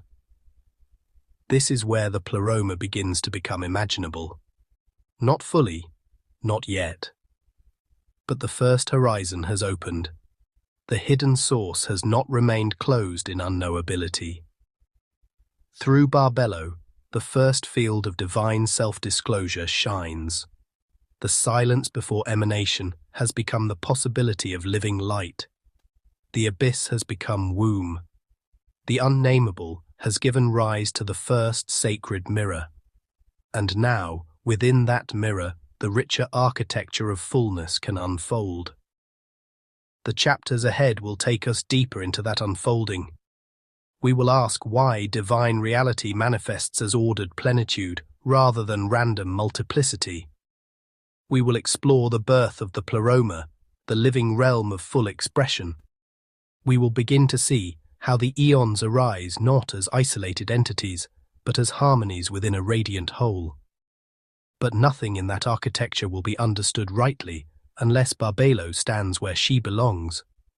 At the first threshold, immense and luminous, the great mother of living intelligibility, the first thought in whom the hidden source begins to shine toward relation. Before the many, Barbelo. Before the unfolding, Barbelo. Before heaven becomes articulate in powers and syzygies, Barbelo. Not lesser than the source, yet not the source in its hiddenness. Not separate, yet truly expressive. Not a break in transcendence, but its first radiance. The soul should remember her well. For every journey back to fullness will require at some point a return to that first holy assurance. That reality, at its highest, is not chaos, but luminous order, not scarcity but overflow, not isolation, but sacred relation, and not abandonment, but living light. Chapter 4. Why the Divine Must Emanate. Once the soul has stood before the hidden depth of the monad, and then before Barbelo, the first radiant overflow of divine intelligibility, another question presses with almost irresistible force. Why emanation at all? Why should the ineffable source give rise to anything beyond its own hidden fullness? Why should the silence before all manifestation open into relation, radiance, and the living architecture of divine powers? Why should what is already perfect move toward disclosure? The question is natural, and if we do not face it carefully, the entire vision of the Aeons can be misunderstood from the start. For if emanation is imagined as a response to need, then the source becomes deficient. If it is imagined as a decision driven by loneliness, then the highest becomes emotionally dependent. If it is imagined as an act of production for utility, then divine reality begins to resemble the lower world's economy of function, labor, and control. But none of these readings touch the heart of the Gnostic vision. Emanation is not compensation for lack. It is the proper radiance of fullness. This distinction is not small. It changes everything. The broken world teaches us to think in terms of need, because need governs almost everything here below. People act from hunger, fear, ambition, anxiety, insecurity, desire, emptiness, and survival. They build because they are vulnerable. They acquire because they feel threatened. They create because they want recognition, continuity, intimacy, relief, or power.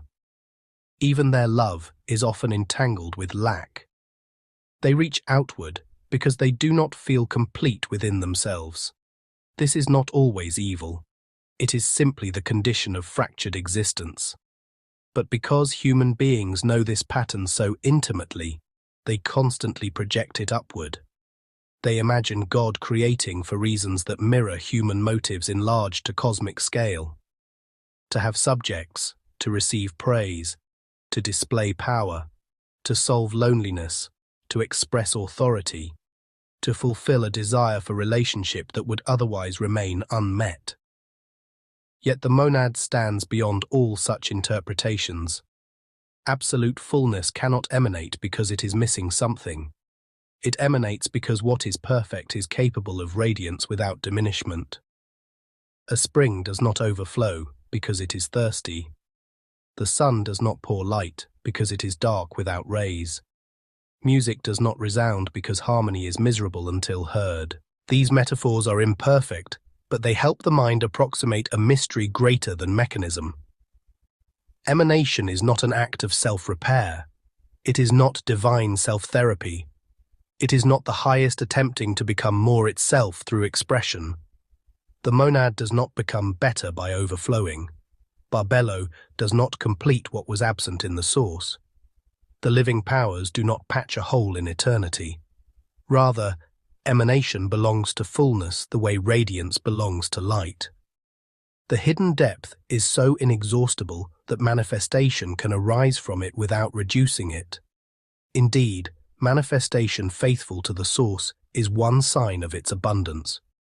But even this language must be handled carefully, because the word must in this chapter's title can be misunderstood. The divine must emanate not in the sense of compulsion, as though some law outside the monad forced it to act. There is nothing outside the source that could impose obligation upon it. Nor does must mean necessity born of inner defect, like a person who must speak because silence has become unbearable.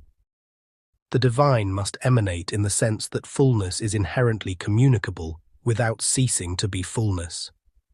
There is an inner fittingness to holy overflow, not coercion but congruence, not pressure but perfect proportion. It belongs to the nature of inexhaustible plenitude to be capable of expression. The hidden is not violated by disclosure when the disclosure is faithful. The unmanifest is not betrayed by radiance. It is glorified in a mode proportioned to what can receive it. One way to understand this is to consider the difference between manufacture and overflow. Manufacture begins with separation. There is a maker, a material, a goal, a technique, and a result. Something absent is brought into being through effort. The maker stands outside the object and imposes form. This is how much of the lower world works, and it is why so many theological imaginations remain trapped in artisan metaphors. But emanation is different. It does not begin with external material, because there is no external material relative to the source. It does not imply labor, because labor belongs to conditions of resistance and incompletion. It does not involve the imposition of form upon something alien. Emanation is a procession of radiance from plenitude itself. What comes forth is not other in the hostile sense, but expressive. It is differentiated without being severed. The source remains transcendent, even as its abundance unfolds in intelligibility. This is why the doctrine of emanation is spiritually superior to so many lower conceptions of divine creation. It protects transcendence from being reduced to a larger version of worldly causality. A craftsman can be admired, but a craftsman still belongs to a world of need, effort, skill, process, and externality. The monad belongs to none of these. Emanation says, the origin of all things is not a cosmic engineer. It is a hidden fullness so complete that radiance can arise without depletion and relation can emerge without division. That is a far more exalted vision. It also better explains why the soul's deepest hunger is not satisfied by merely functional accounts of existence. We do not yearn only for design. We yearn for participation in a living plenitude. Design may impress the intellect. Overflow awakens the soul. Still, the question remains. Why not remain forever hidden? Why should the infinite move toward expression at all? There is no final answer the finite mind can give that fully resolves this. At a certain point, one must allow metaphysical wonder to remain wonder. Yet some clues can be seen. First, if fullness were permanently closed to all disclosure, then intelligibility itself would have no bridge to origin. There would be no way for truth, beauty, wisdom, life, or relation to arise without being rootless. The hidden source would remain untouched, certainly, but the cosmos of meaning would be impossible. The world below, if it existed at all, would stand in absolute discontinuity from the highest. That is not the Gnostic vision. The Gnostic vision insists that reality has depth because the source has communicated itself through ordered emanation, not exhausted itself, not collapsed into lower forms, but communicated. There is a living bridge because divine fullness is not sterile. The Aeons are that bridge. Barbelo is its beginning. Without emanation, the soul could not remember its origin because there would be no true likeness between origin and consciousness. There would be only rupture, only distance, only mute transcendence. Emanation makes return conceivable. Second, emanation reveals that abundance is more ultimate than isolation. Human beings often think power means self-containment without vulnerability. The powerful person, in worldly terms, is the one who needs nothing and therefore remains guarded, detached, impermeable. But this is only a lower parody of transcendence. The monad does not need anything, yet its not needing does not culminate in sterile closure. It is free for radiance, free for disclosure, free for holy expression. This is one of the most breathtaking reversals in all sacred thought. The highest freedom is not the freedom to remain forever shut, but the freedom to overflow without fear of loss. What is limited must guard itself. What is full can shine. This is why emanation should never be imagined as a fall from transcendence. That mistake has ruined many attempts to understand mystical cosmology. Some assume that once the hidden source manifests in any way, it has already descended into compromise. But that is to interpret manifestation through the lens of fracture, rather than through the lens of fullness. Distortion comes later. The first emanations are not losses but glories. Barbelo is not a concession to lower reality. She is the first revelation of the richness already present in the hidden source. The Aeons are not fragments broken off from divine wholeness. They are living expressions of that wholeness. Only if one starts from a worldview shaped by division does multiplicity automatically imply loss. The Pleroma teaches otherwise. There is a multiplicity that is faithful to unity. There is expression without betrayal. There is relation without rupture. The human soul gives witness to this in its best moments. Consider how a person can sometimes share something truly beautiful without being impoverished by the sharing. A teacher gives understanding and does not lose knowledge. A musician gives sound and does not lose song. A person truly in love can, in moments of purity, pour generosity outward, not because of inner emptiness, but because something alive within them longs to bless. These are only dim analogies, and often compromised, yet they point beyond themselves. Even in fractured life, we can glimpse that the highest forms of giving do not always arise from deficiency. Sometimes they arise from richness. Sometimes expression is not the remedy for a wound, but the natural flowering of fullness. If this is faintly true in created beings, how much more in the uncreated source? Yet one must guard against sentimentality here. Emanation is not mere prettiness. It is not the universe as a soft spiritual watercolor. It carries order, structure, and metaphysical precision. Fullness does not spill out chaotically. It unfolds harmonically. This is crucial. If emanation were random, it would not reveal the source faithfully. The first disclosure of the divine must be coherent. because what comes from the monad is not confusion. Hence Barbelo. Hence the ordered emergence of the Aeons. Hence the Pleroma as a realm of living harmony rather than scattered powers. Emanation belongs to wisdom as much as to generosity. It is articulate radiance. It is abundance taking form without ceasing to be abundance. The divine must emanate because fullness that is also wisdom is naturally expressive in order, not merely in force. This means that manifestation is not an afterthought. The living powers are not improvised. The architecture of the higher world is not a provisional experiment. It belongs to the nature of divine intelligibility that the hidden plenitude should be knowable in structured relation. That is why the Aeons matter so much. They are not optional ornaments around a simpler theology. They are the actual modes by which the soul can understand how transcendence becomes communicable without being reduced. Truth, life, wisdom, grace, silence, word, mind, restoration. These are not later poetic additions. They are intrinsic to the way fullness overflows. Reality is not only alive, it is intelligibly alive.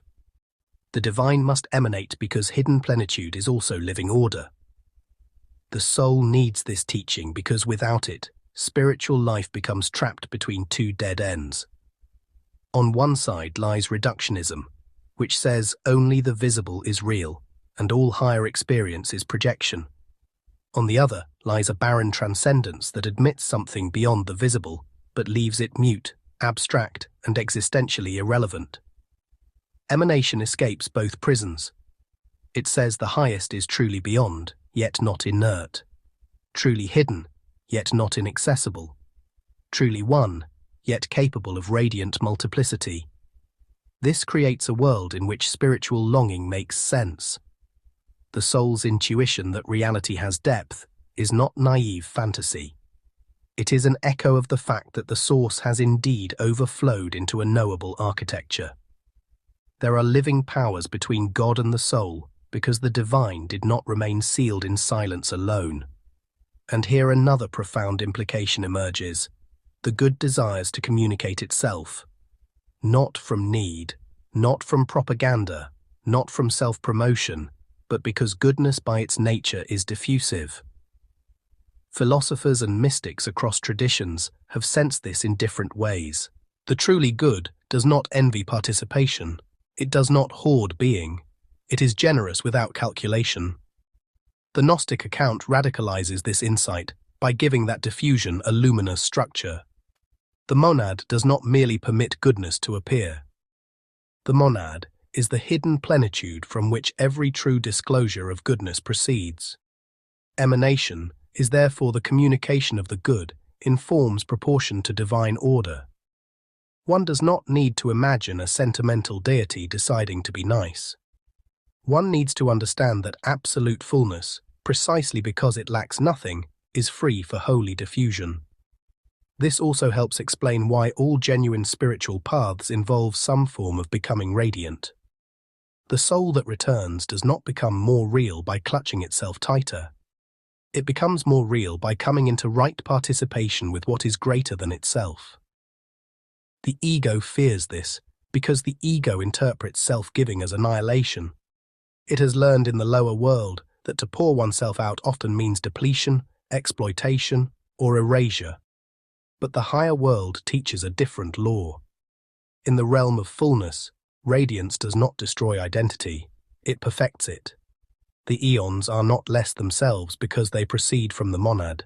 They are most themselves in faithful expression of their source. Likewise, the soul does not become whole by severing itself from transcendence in the name of autonomy. It becomes whole by recovering the luminous order from which it ultimately descends. Emanation is thus not only a doctrine of origins, it is a pattern for return. At the same time, we must resist a simplistic optimism. If emanation is so fitting, why does fracture occur later? Why does a lower cosmos arise in distortion? Why do exile, forgetfulness, and the counterfeit powers appear at all? Those questions are real, and this book will not evade them. But first things must remain first. We must establish that distortion is not the primal movement of reality. The first movement is holy overflow. The first relation is luminous. The first architecture is incorruptible.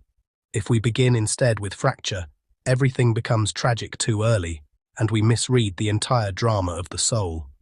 There can be no meaningful concept of fall unless there is first a true order from which falling occurs. There can be no restoration unless there is first a wholeness more original than brokenness. Emanation gives us that wholeness. This is why the doctrine has moral and psychological implications as well. A person who believes origin is scarcity will live from anxiety. A person who believes origin is force will live from domination or fear. A person who believes origin is randomness will live from fragmentation or despair. But a person who begins to understand that origin is fullness overflowing in order will gradually be restructured. Not instantly, not sentimentally, but deeply. Such a person may still struggle, still wound, still doubt, still suffer, but beneath all that, there begins to form another intuition. That what is most real is not chaos. That existence is not grounded in hostility. That the soul's longing for wholeness is not absurd, because wholeness is more original than the broken structures of the world. This does not solve every inner conflict, but it changes the ground beneath them. One may even say that every false god is, in part, a denial of emanation rightly understood. The false god hoards. The false god competes. The false god demands because it lacks. The false god controls because it fears. The false god must constantly reinforce itself because it is insecure. Whether this false god appears as a religious idol, a political totality, a cultural system, or an internalized tyrant, the pattern is similar. It cannot overflow freely because it is not full. It can only extract, manipulate, and command. The monad, by contrast, emanates. And because it emanates, all true authority in the higher order will bear the mark of plenitude rather than coercion. This becomes very important later when we contrast the living powers of the Pleroma with the counterfeit powers of the lower world. For now, however, the soul should linger in wonder over a simpler truth. Reality did not begin with necessity in the vulgar sense. It began with the free fittingness of abundance. The divine must emanate, because what is infinitely full is not imprisoned by its fullness. It is capable of radiance. The hidden must become knowable in holy proportion, because hiddenness without any disclosure would make relation impossible. Barbelo arises because the monad is not barren. The Aeons will arise because divine intelligibility is fertile, articulate, and rich. The Pleroma will unfold because fullness contains within itself the ordered possibility of living powers. None of this diminishes the source. It reveals, in ways proportioned to what can receive it, the inexhaustibility of the source. And perhaps here the reader can feel how different this is from the spiritual narratives many have inherited. So many people were taught to imagine a universe built under strain, ruled by command, structured by test, judgment, and scarcity. Others were taught the opposite error, that there is no hidden source at all, only blind process and temporary arrangement. But the doctrine of emanation offers another horizon, a universe whose deepest truth is plenitude, a divine life whose first gesture toward manifestation is not force, but radiance, a soul whose hunger for meaning is grounded in a real architecture of meaning flowing from above. This is not escapism. It is metaphysical realism of a higher order. The visible world, with all its confusion, is not denied. It is placed beneath a greater sky. Soon we will move further into that sky. We will begin to ask what the Pleroma is, how fullness becomes articulated as a living realm, and why divine reality unfolds in harmonies rather than isolated powers. But this chapter has done the work it needed to do. It has cleared away the suspicion that emanation must imply divine lack. It has shown that the proper logic of the highest is not compensation, but overflow. It has restored the soul to the truth that abundance, not deficiency, stands at the beginning of all true manifestation, and it has prepared us to behold the next stage of the great unfolding. The hidden source remains beyond form and name. Barbelo remains the first luminous disclosure. And now the deeper law has been seen. What is full shines. What is inexhaustible can overflow. What is truly one can give rise to harmonious multiplicity without fracture. What is absolutely rich can communicate itself without becoming poor. This is why the divine must emanate, not because it is compelled, not because it is lonely, not because it needs witnesses, not because it seeks completion, but because divine fullness is so utterly complete that radiance belongs to it. In the next chapter, that radiance will widen. We will enter the mystery of the Pleroma, the realm of divine fullness itself, where emanation becomes living architecture, where the holy powers stand in incorruptible relation, and where the soul first begins to glimpse the true homeland it has never fully forgotten. Chapter 5. The Birth of the Pleroma. Once the soul has understood that the monad is absolute hidden fullness, that Barbelo is the first radiant disclosure of that hiddenness, and that emanation arises not from deficiency, but from inexhaustible abundance, it stands ready to behold the next great mystery, the Pleroma. This word is often translated as fullness, but like all the most sacred words, it means more than any single English equivalent can carry. The Pleroma is not merely a place. It is not a celestial location suspended somewhere above the stars. It is not mythology's ornate heaven, decorated with luminous beings for the religious imagination to admire from a distance. The Pleroma is the divine realm of complete expression, the living field in which the hidden abundance of the monad, first mirrored in Barbelo, unfolds as ordered plenitude. It is fullness become architecture, radiance become relation, infinity become intelligible harmony without ceasing to be infinite. If the monad is the hidden depth beyond all form, and Barbelo is the first holy mirror of that depth, then the Pleroma is the first vast world of divine articulation. It is not lower than truth. It is truth in ordered expression. It is the realm in which the great powers, mind, truth, word, life, grace, wisdom, silence, and all the other living emanations, stand not as isolated fragments, but as mutual disclosures within one incorruptible wholeness. In the Pleroma, fullness does not merely exist. It shines as relation. This is why the word matters so much. The soul does not hunger only for transcendence in the abstract.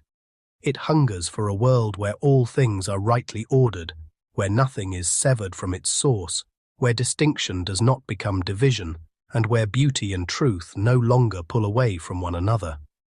The Pleroma is the metaphysical answer to that hunger.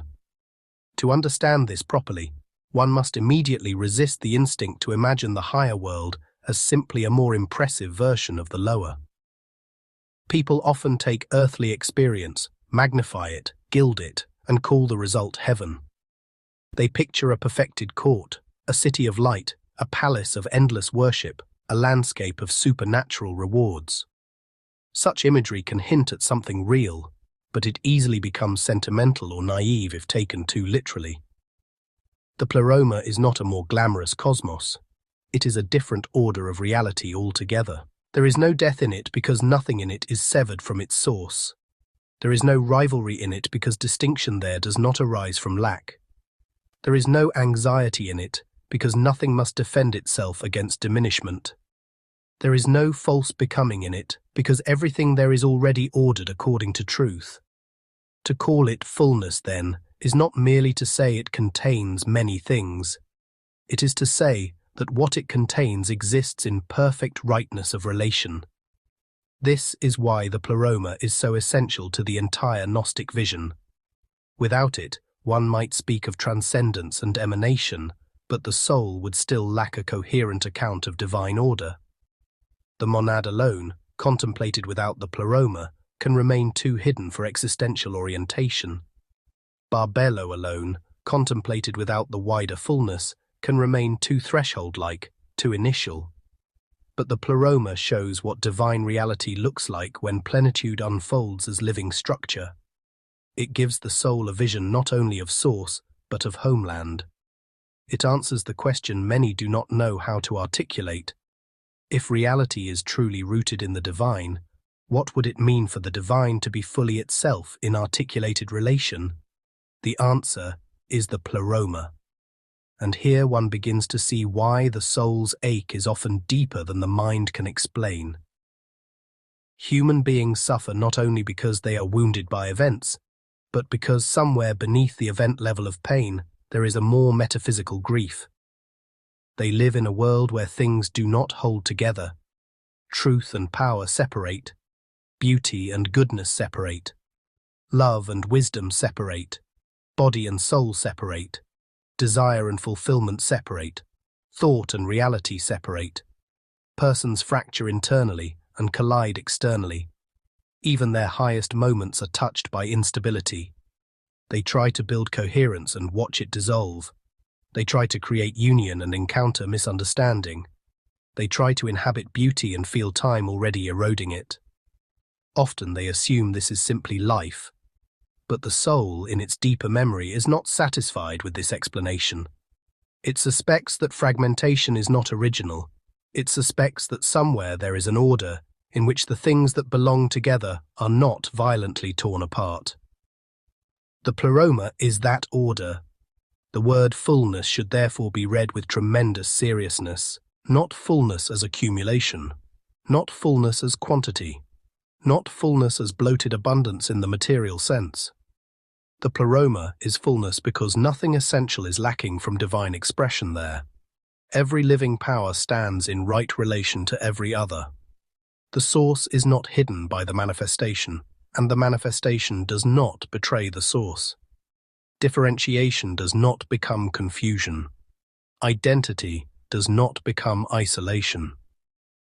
This is one of the most luminous truths in all sacred metaphysics. Perfection is not monotony. Divine fullness is not a blank sameness. It is articulated harmony. The Pleroma is full because the many stand within the one without rupture, and the one shines through the many without being exhausted. This should not be rushed past. Many people imagine unity only by erasing difference. They think harmony means flattening particularity into sameness. Others imagine multiplicity only by severing it from unity. They think distinction necessarily entails competition, fragmentation, or conflict. The Pleroma rejects both errors. It reveals a higher law in which the many are not threats to the one, and the one is not the enemy of the many. This is one reason the doctrine is so philosophically powerful. It gives us a vision of reality more subtle than reductionist monism, and more coherent than atomized plurality. The living powers of the Pleroma are truly distinct, yet their distinction is not a wound. They are expressions of fullness, not fragments fallen from it. One may say that the Pleroma is the true cosmos in the highest sense. Not cosmos merely as ordered arrangement, but cosmos as living beauty. The lower world often imitates this faintly. A great piece of music offers many tones in one harmony. A stained glass window holds many colors in one radiance. A forest, at its most pristine, reveals diversity within order, abundance within coherence. A human face, in a rare moment of unguarded peace, can briefly seem to gather thought, soul, memory, and presence into one luminous expression.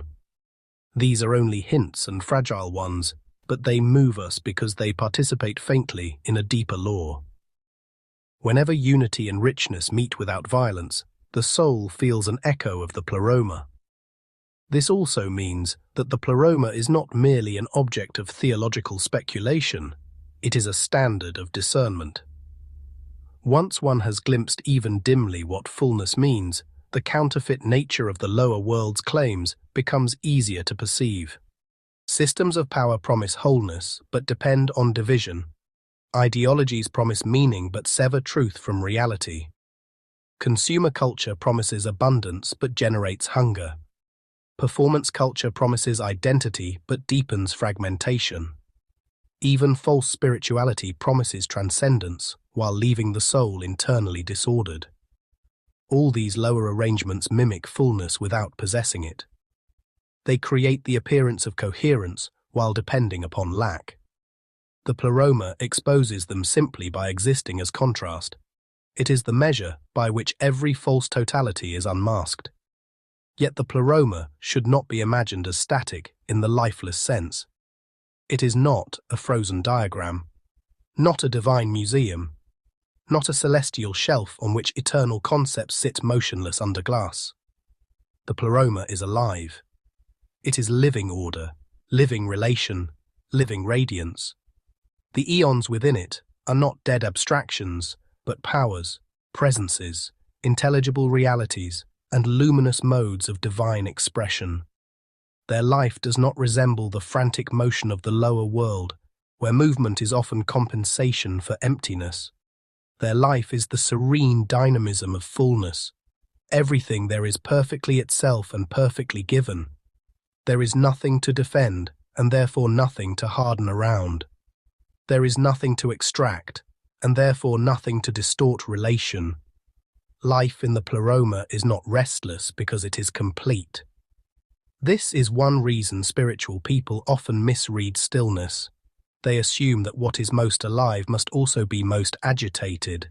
They equate vitality with speed, force, novelty, and emotional intensity. But the Pleroma teaches otherwise. The highest life is not frantic, it is radiant. It does not need constant movement to prove itself, because it is not haunted by lack. One can glimpse this faintly in moments when peace feels more alive than stimulation, when silence feels more substantial than speech, when a single act of clear love carries more reality than 1,000 anxious motions. These moments are precious because they remind the soul that fullness has another tempo. The Pleroma is the eternal homeland of that deeper tempo. There is also a profound theological beauty in the fact that the Pleroma is born through emanation rather than manufacture. This means divine fullness does not assemble itself from outside pieces.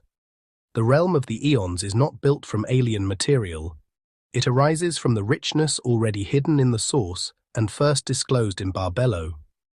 Thus, the Pleroma is not an addition to the monad in the way a created object is added to a craftsman's inventory. It is the articulated splendor of what fullness always already contains in superabundance. The hidden and the revealed remain in relation without confusion. This protects transcendence while honoring manifestation. The Pleroma is therefore not a compromise between pure hiddenness and lower visibility. It is the proper flowering of divine abundance into ordered self-disclosure. That word flowering is helpful. A flower does not violently contradict the seed. It reveals what was hidden in another mode. Yet even that metaphor is too temporal and material to fully suffice.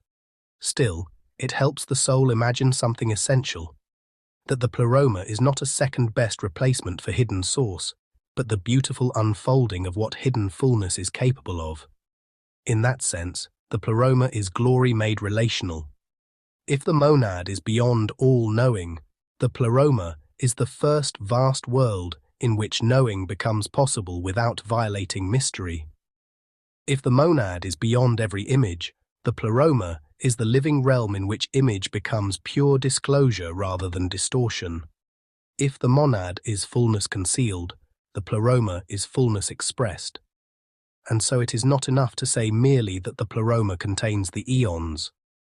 The Pleroma is the very field of their mutuality. It is the whole within which each divine power stands in radiant correspondence to the others. This is why one cannot truly understand any single eon in isolation. Mind cannot be understood apart from truth. Word cannot be understood apart from life. Wisdom cannot be understood apart from grace. Silence cannot be understood apart from expression.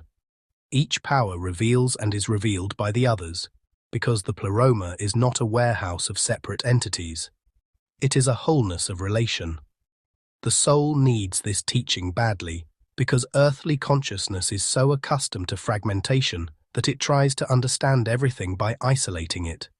It takes one faculty, one doctrine, one identity, one crisis, and treats it as though it were self-sufficient.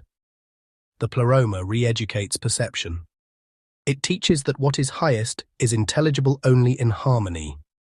At this point, one begins to sense why Gnostic texts often speak of syzygies, paired emanations, or sacred complementarities within the divine order.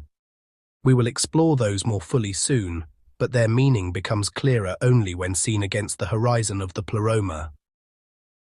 A pair is not merely two things standing side by side. It is a revelation that divine fullness manifests through correspondence. The higher order does not proceed through isolated monads competing for importance, but through relations that complete and illuminate one another. This, too, is part of fullness. The Pleroma is not only many, it is harmonically many, and that harmony is one of the soul's deepest forgotten memories. We ache not merely for abundance, but for an abundance that belongs together. Think for a moment how much of human suffering is caused by false disconnection. People separate strength from tenderness and become cruel. They separate grace from truth and become sentimental or harsh. They separate silence from word and become mute or noisy. They separate transcendence from embodiment and become detached or enslaved to matter. They separate knowledge from love and become cold. They separate longing from wisdom and become chaotic. These disjunctions wound the soul because they contradict its deeper architecture. The Pleroma reveals what right relation looks like before fracture. It is the pattern beneath every true integration the soul has ever sought. This is also why contemplation of the Pleroma carries healing power even before one fully understands it. To behold, even conceptually, a realm where nothing essential is severed from its source begins to work against the internalized logic of fragmentation. Many readers will feel this before they can explain it. They will encounter this chapter and sense a strange homesickness. Not because they have literally remembered a place in the visual imagination, but because something in them recognizes proportion. It recognizes what it has lacked without knowing how to name it. It feels the contrast between the lower world's endless partialities and the higher world's wholeness. This contrast can be painful at first, but it is a holy pain. It is the pain of remembering that exile is not the original state of the soul, yet one must again avoid sentimentality. The Pleroma is not a fantasy for wounded people seeking escape. It is not merely the projection of human desire for coherence. Indeed, one sign of its truth is that it judges as much as it comforts. To behold fullness is to have one's cherished compromises exposed. The soul realizes how much of its life has been organized around surviving fragmentation rather than seeking wholeness. It sees how often it has made peace with division simply because division was familiar. It notices the false gods it has served: urgency, image control, resentment, endless explanation, spiritual ambition. The Pleroma does not affirm these arrangements. It reveals them as unworthy of ultimate loyalty. In that sense, divine fullness can be severe, not because it is cruel, but because truth always wounds falsehood before it heals the one who has been living inside it. This severity belongs to mercy. A person who has lived long in dim light may at first find true brightness painful. A soul habituated to lower frequencies may find fullness overwhelming. But that does not make the fullness less real. It simply means healing often begins with contrast. The Pleroma gives us that contrast at the highest level. It shows the soul that what it has accepted as normal is not original. Rivalry is not original. Scarcity is not original. Shame is not original. Inner dismemberment is not original. Forgetfulness is not original. These belong to a later wound. Fullness came first. Harmony came first. Living relation came first. It is therefore no exaggeration to say that the birth of the Pleroma is one of the most important theological moments in the entire architecture of this book. For from here, everything becomes possible. The Aeons can now be understood not as floating concepts, but as powers within a living whole. Sophia's later rupture can be understood not as random tragedy, but as distortion against the backdrop of prior harmony. The human soul can be understood not as a meaningless accident, but as a being whose deepest longing bears witness to a forgotten pattern of fullness. Even the path of return becomes more intelligible, because salvation is no longer merely escape from suffering. It is reorientation toward true order. It is remembrance of the wholeness from which consciousness has fallen into fragmentation. And perhaps that word wholeness should sound differently now. In common speech, people use it cheaply. They speak of feeling whole as a passing emotional state, a therapeutic goal, or a vague sense of self-acceptance. These things may have value, but the Pleroma reveals that true wholeness is far more profound. It is not merely feeling better about oneself. It is participation in right relation. It is the restoration of source, structure, identity, truth, and love to their proper alignment. In that sense, every lower healing that is real is an echo, however partial, of the Pleroma's logic. Whenever something fractured is reintegrated in truth, a small likeness of fullness appears. Still, we are only at the threshold. The Pleroma has now been named as the divine realm of full expression, the living architecture of incorruptible relation. But its inner patterns remain to be explored. What does it mean for fullness to become intelligible in ordered powers? How are the Aeons related? Why does divine reality articulate itself through complementarities rather than isolated principles? What kind of harmony governs this luminous realm? These are the questions that must now unfold, for the soul has moved from silence to source, to first radiance, to the law of emanation, and now to the threshold of heaven's own architecture. The hidden plenitude has widened. Barbelo has opened the first field of intelligibility, and now the Pleroma stands before us, not as a mythic ornament, not as an abstract doctrine, but as the living realm of all that belongs together. Fullness before fracture, harmony before exile, divine relation before the counterfeit world. Remember that, for everything that follows, every Aeon, every pairing, every descent, every wound, every hope of return, depends on it. The soul was not first made for ruin. It was not first formed for division. It was not first spoken into scarcity. Its deeper pattern belongs to fullness, and in the next chapter, we will begin to see how that fullness is ordered, how the divine realm is not chaos but living design, not vague brightness but intelligible structure, not mere radiance but holy pattern.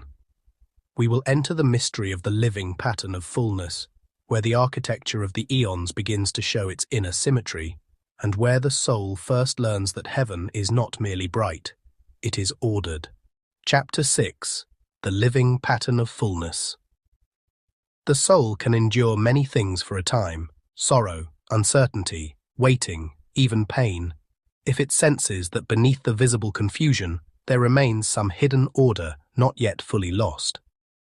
What it cannot endure for long without distortion is the belief that reality is fundamentally incoherent. When men begin to believe that existence has no inner pattern, they do not become free. They become fragmented. Their thoughts drift towards cynicism or compulsive control. Their loves become desperate. Their ambitions become fevered. Their spirituality becomes either vague sentiment or aggressive certainty. Something in the human being requires not merely intensity but form, not merely experience but proportion, not merely movement but intelligible relation. This is why the doctrine of the Pleroma matters so deeply, and why we must now go one step further. Divine fullness is not only radiant, it is patterned. The higher world is not merely a flood of light, it is a living order in which every power stands in harmonious correspondence to every other, It is not enough to say that the Pleroma is full. We must also say that it is formed in wisdom. This is where modern minds often stumble. They tend to assume that order means rigidity and that freedom means the absence of structure. They imagine pattern as limitation, hierarchy as oppression, symmetry as lifeless constraint. Having seen so many false forms in the lower world, systems that suffocate, institutions that dominate, doctrines that harden into prison, they instinctively recoil from the thought of sacred architecture. But this recoil, understandable as it is, confuses counterfeit order with true order. The lower world often uses structure to conceal fear, insecurity, and the will to control. The Pleroma does not. Its order is not imposed from outside upon unwilling parts. It is the natural harmony of fullness expressing itself without contradiction. In divine reality, pattern does not suffocate life. It lets life become intelligible. It protects wholeness from collapse into chaos. It allows beauty to be more than accident. It is the grammar of radiance. To call this pattern living is essential. Too many theological imaginations fail because they picture divine order as something mechanical. They imagine heaven as an arrangement rather than a vitality, a scheme rather than a presence. But the pattern of fullness is alive in the deepest possible sense. It is not a blueprint lying beneath the eons like a dead geometric grid. It is the very way living powers correspond in incorruptible relation. One may think of it as music rather than machinery. In a true piece of music, the order is not separate from the beauty. The structure is what allows the beauty to unfold. The relation of tones, intervals, rests, repetitions, resolutions, and developments gives the music its power. Remove the inner pattern, and sound collapses into noise. Yet the pattern itself is not dead. It lives through the song. So too in the Pleroma. The eons do not merely occupy positions in an external diagram. They are the song of divine fullness articulated in living relation. The soul recognizes this more often than the modern intellect admits. Why does a person feel inwardly restored when standing before a great cathedral, hearing a haunting choral progression, or watching light fall in perfect measure across a still landscape? Why does sacred geometry, when encountered rightly, sometimes stir something ancient and difficult to name? Why do certain forms of poetry or architecture feel not merely pleasing, but true? Because the human being is not nourished by randomness. It is nourished by patterned radiance. Something within us responds when beauty and order meet without coercion. We feel, in such moments, not only pleasure, but recognition. Not because the earthly form is itself the Pleroma, but because it faintly echoes the law by which fullness becomes intelligible. The soul was not made to live forever among fragments. It knows, in hidden memory, that reality has shape. This is one reason so much of modern life feels spiritually exhausting, even when materially efficient. It multiplies stimulation, but destroys proportion. It accelerates communication while thinning meaning. It offers abundance of data with little wisdom of pattern. People live flooded by impressions, yet starved for coherence. Their minds become crowded, but their perception becomes weak. They know more facts and feel less truth. This is not merely a cultural problem, it is a spiritual wound. When consciousness is severed from living pattern, it either falls into chaos or clings to counterfeit order. Some become diffuse, unable to distinguish the meaningful from the trivial. Others become rigid, clutching systems that promise certainty at the expense of depth. Both responses are symptoms of the same loss. The loss of contact with a higher architecture in which truth is both spacious and formed. The Pleroma reveals that fullness is never chaotic. This does not mean it is simplistic. On the contrary, it is infinitely rich. But richness is not the same as confusion. The lower mind often mistakes complexity for disorder because it lacks the capacity to perceive the deeper symmetry holding multiplicity together. A child hearing a fugue for the first time may hear only too many voices. A trained ear begins to discern interplay, development, and return. In the same way, the unformed soul may imagine divine reality as either featureless oneness or overwhelming multiplicity. But the mature spiritual imagination begins to perceive a more profound truth. The one can be richly articulated without ceasing to be one. The many can stand in intelligible relation without collapsing into fracture. This is the living pattern of fullness. And this pattern is not arbitrary. The eons are not arranged according to decorative preference, nor do they emerge in random sequence. Their relations disclose something essential about divine reality itself. Mind belongs with truth. Word belongs with life. Grace does not cancel wisdom, but illumines it. Silence does not oppose expression, but grounds it. Relation in the higher world is meaningful because it mirrors the inner coherence of the source's self-disclosure. Each power stands where it does not by accident, but by a law of correspondence. The Pleroma is therefore architectural in the deepest sense. Not architecture of stone, but of meaning. Not walls and roofs, but proportions of being. Not static placement, but radiant intelligibility. To enter this vision is to realize that heaven is not merely populated, it is ordered according to truth. This has profound consequences for how we understand the soul. If the higher world is patterned, then the soul's fragmentation is not merely emotional distress or moral weakness. It is disordered relation. Something that belongs with something else has been severed. Something that should be governed by what is higher has usurped the throne. Something that should serve has begun to rule. This is why lower spiritual language often fails people. It tells them they need more confidence, more discipline, more positive thinking, more healing practices, more productivity, more surrender, more knowledge, but without first asking whether the inner architecture is rightly ordered. The Gnostic vision is more exacting. It says the soul must be restored according to a pattern older than its wounds. The human crisis is not simply that we feel bad, it is that consciousness has become misaligned with fullness. Consider what happens when truth is severed from grace. A person becomes harsh, analytical, perhaps even perceptive, but cutting and sterile. Consider grace without truth. It becomes indulgent, sentimental, unable to liberate because it refuses to see clearly.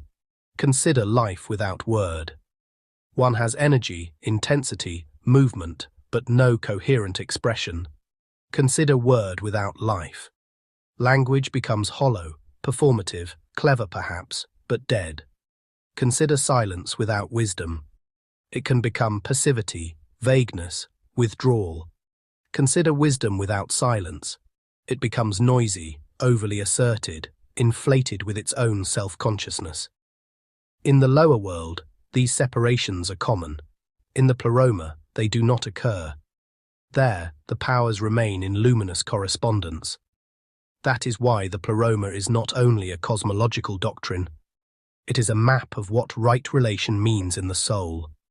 One begins to see, then, why the ancients were drawn to symbolic forms, circles, emanational trees, layered heavens, pairings, spirals, harmonies, thrones, luminous orders. These were not mere decorative obsessions.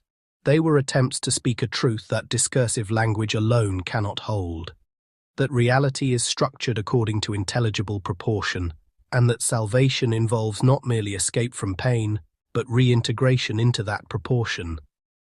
Symbols endure because the soul often grasps through image what the rational mind can only approach piecemeal. A mandala, a ladder, a branching pattern of emanation, a balanced pair of powers, a radiant circle around a hidden center. These images recur not because ancient people were primitive, but because they understood something modernity often forgets. The deepest truths are not only propositions, they are patterns to be entered. This is why sacred geometry, when rightly approached, can sometimes function as more than decoration. It is not magical in the crude, superstitious sense, nor does every geometric form automatically carry spiritual depth. But geometry at its best reminds the mind that beauty and order are not enemies. It reveals that pattern can be both exact and alive. In a lower world full of asymmetry, decay, and distortion, even a hint of true proportion can awaken longing. A rose window in a dark cathedral, the nested order of a flower, the subtle spiral of a shell, the calm radiance of a balanced icon. These things move us because they whisper that reality is not finally incoherent. They hint at a higher law.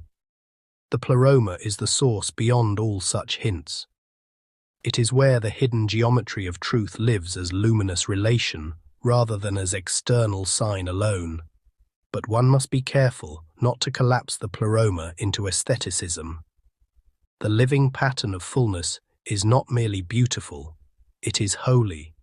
Beauty here is inseparable from truth, and truth inseparable from life. In the lower world, beauty can be manipulated. It can become seduction, image management, surface polish hiding emptiness within. The false light often appears beautiful, precisely because it mimics proportion without possessing source.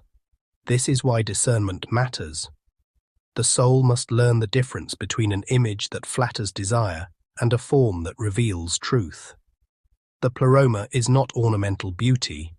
It is the beauty of incorruptible relation. Its pattern is not aimed at display, but at disclosure. It shows what divine reality is when nothing is false. And perhaps this is where many contemporary seekers are most wounded. They have learned to distrust order because so much earthly order was abusive. They were shaped by families, schools, churches, ideologies, or institutions in which structure meant control rather than wisdom. So when they hear of hierarchy, architecture, or sacred pattern, they instinctively recoil. Yet the answer to false order is not formlessness. Formlessness cannot heal. It only leaves the wounded soul exposed to more subtle distortions. What the soul needs is the recovery of true order, order arising from fullness rather than fear. The Pleroma offers exactly this. It says there is a hierarchy not built on domination, a pattern not built on suppression, a structure not built on threat. There is a form of order in which everything lower finds freedom by being rightly aligned with what is higher. This hierarchy is not the hierarchy of pride. It is not one power lording itself over another. It is the hierarchy of source and expression, of greater containing lesser without despising it, of deeper grounding higher articulation. The monad remains beyond all. Barbelo receives and discloses the first radiance. The eons unfold within the Pleroma, according to living relation. This is not tyranny, it is intelligibility. Likewise, in the soul, spirit should illuminate soul, soul should order mind, mind should guide desire, desire should serve life, the body should become participant rather than prison. When this order is reversed, chaos enters. The lower begins to dictate terms to the higher. Appetite rules thought, fear rules perception, image rules identity. The result is not freedom, but fragmentation. The living pattern of fullness shows what a healed hierarchy looks like. One could say that salvation itself is architectural, not in a cold or technical sense, but in the sense that return means re-entering right relation. To be saved is not merely to be comforted, nor merely to be forgiven in some abstract legal sense. It is to be reordered toward reality. It is to have what is brokenly separated begin to return to proportion. This is why the doctrine of the Aeons is so spiritually potent. It does not offer the soul vague uplift. It offers form. It says, here is the architecture of wholeness. Here is the pattern older than your wounds. Here is the luminous order by which consciousness becomes itself again. Such a vision can seem demanding because it does not flatter disorder. But its demand is the mercy of truth. It asks the soul to become inhabitable again. There is also a mystery here related to time. In the lower world, pattern often seems to unfold through development. We learn gradually. We mature through conflict. We grow into integration through failure, repentance, insight, and long practice. But the Pleroma is not developmental in that wounded sense. Its pattern is whole from the beginning. This can be difficult for modern consciousness to imagine because we are so formed by process.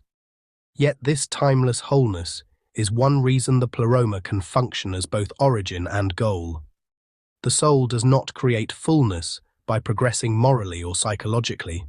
It returns toward a pattern that already is. This does not make effort meaningless. It means effort becomes participation rather than invention. The soul is not designing its own salvation from scratch. It is remembering what precedes it. That word remembering must be heard carefully.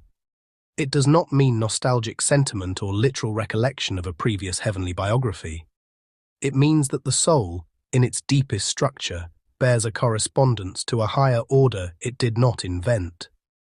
When it encounters truth, grace, silence, wisdom, life, and living word in their pure form, something in it does not merely learn, it recognizes. Often this recognition comes with sorrow, because the contrast with ordinary life is sharp. But sorrow is not the final note. The final note is homecoming. The living pattern of fullness awakens pain only because pain is the shadow of remembered proportion. We suffer disintegration because we were not made for incoherence. This is why so many spiritual breakthroughs feel less like excitement and more like alignment. A person may not always leave such a moment euphoric. Sometimes they leave quieter, clearer, more inwardly gathered. Something has clicked into place. A scattered mind becomes ordered. A divided heart becomes honest. A life built around image suddenly feels intolerable, not because of external shame, but because a truer pattern has begun to shine. That is a small, earthly sign of the Pleroma's law entering consciousness. Not the full return, not yet, but an infiltration of order. And once such order is glimpsed, mere chaos loses some of its glamour. The counterfeit world, however, will always try to imitate this pattern. That is one of its most dangerous powers. False systems know that the soul longs for order, so they offer control and call it coherence. They offer rigid doctrines and call it truth. They offer branding and call it identity. They offer emotional intensity and call it life. They offer spectacle and call it transcendence. They offer endless talk and call it wisdom. What they cannot offer is fullness, because fullness requires right relation to source. Without source, there can only be imitation. This is why discernment must accompany longing. Not every bright form is holy. Not every pattern is true. The Pleroma does not merely satisfy yearning. It teaches the soul to distinguish living order from its counterfeit. As we move deeper into the architecture of the Aeons, this discernment will become even more important.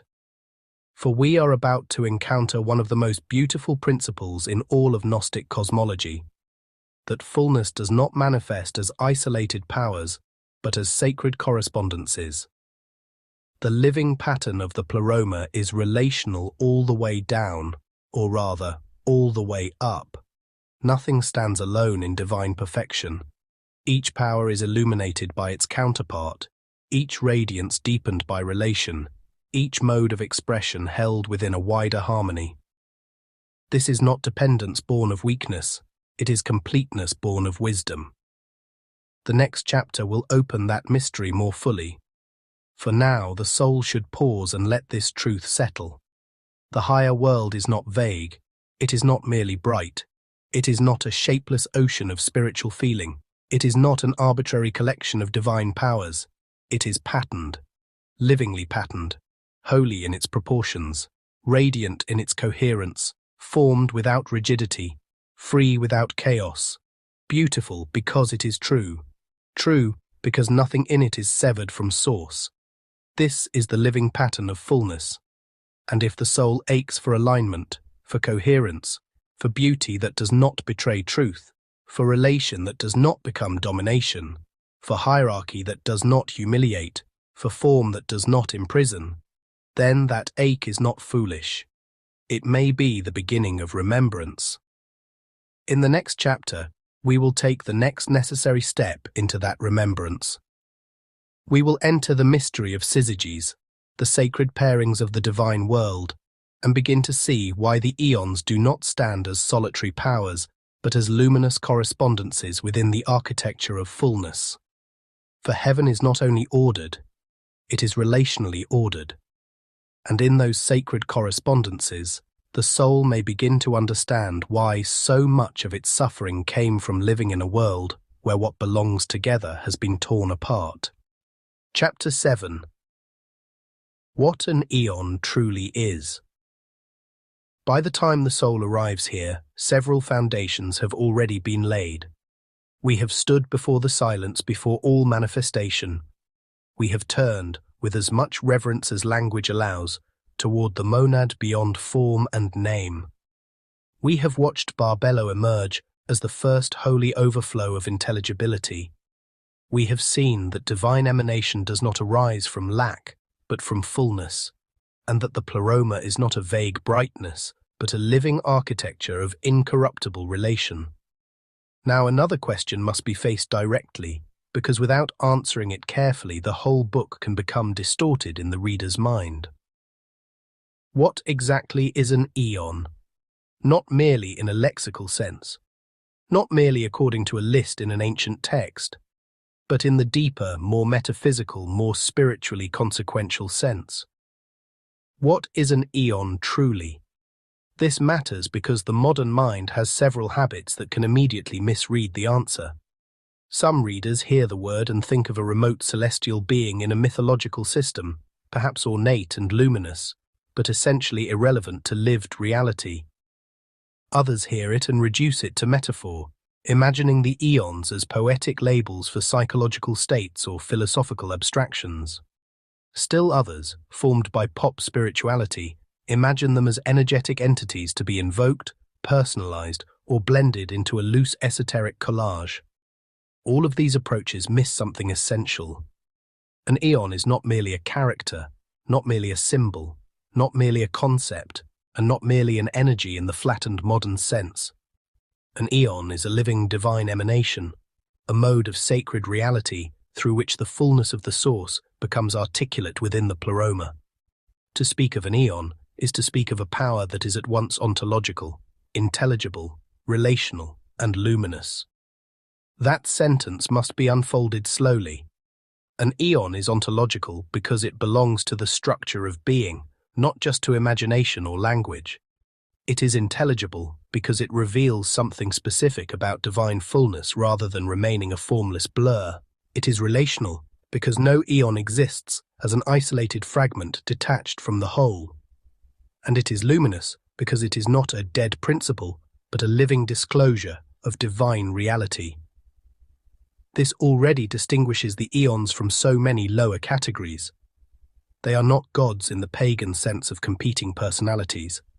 They are not angels in the narrower sense of messengers moving between worlds. They are not mere attributes, as though truth or life or grace were simply adjectives attached to an otherwise featureless deity.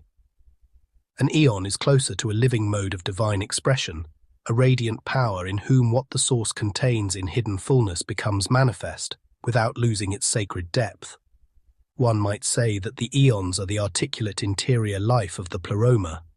They are the ways fullness shines, not in the sense that the monad lacks something until the Aeons appear, but in the sense that what is hidden in absolute simplicity becomes knowable in holy differentiation.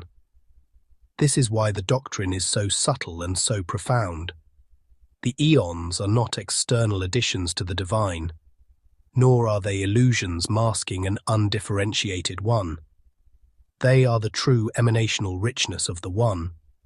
The source remains beyond all form and naming, yet within the Pleroma, that same fullness unfolds as mind, truth, word, life, grace, wisdom, and the other great powers.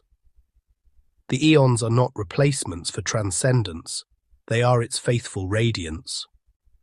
This requires the soul to let go of a deeply ingrained error, the assumption that if something is differentiated, it must be divided.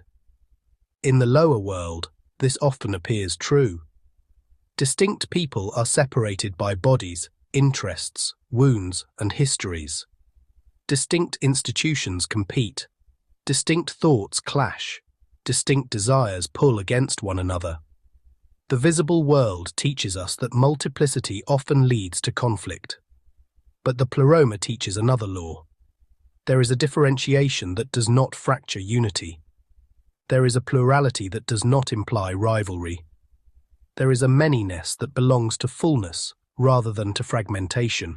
Aeons are precisely this kind of plurality. They are the differentiated richness of divine reality without the rupture that marks created and fallen existence. To understand an aeon, then, one must learn to imagine distinction without alienation.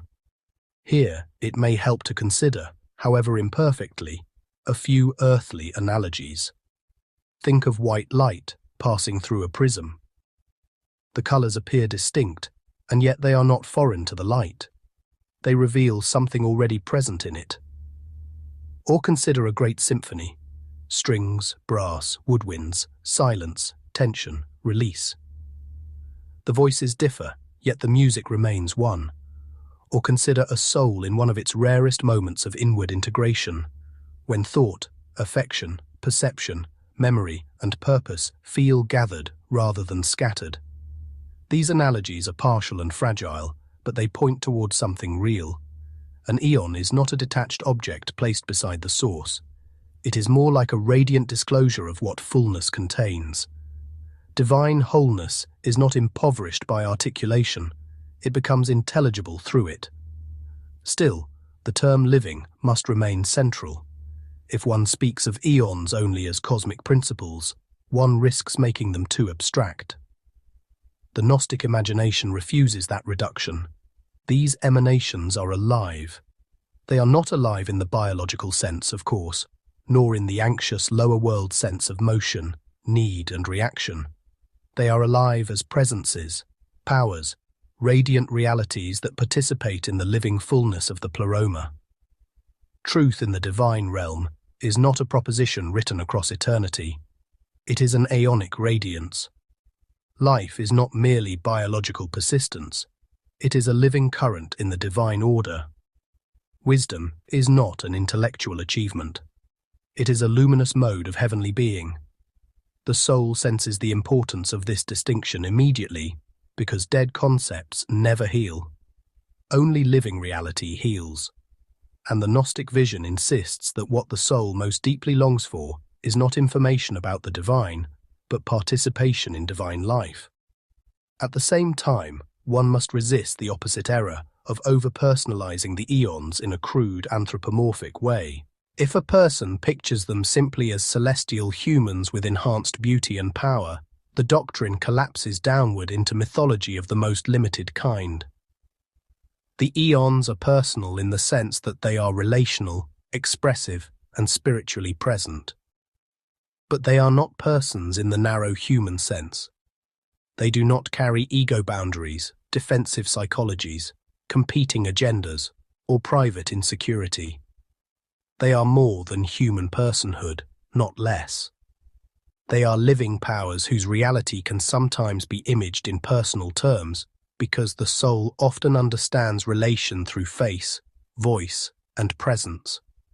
But such imagery must remain symbolic participation, not literal reduction.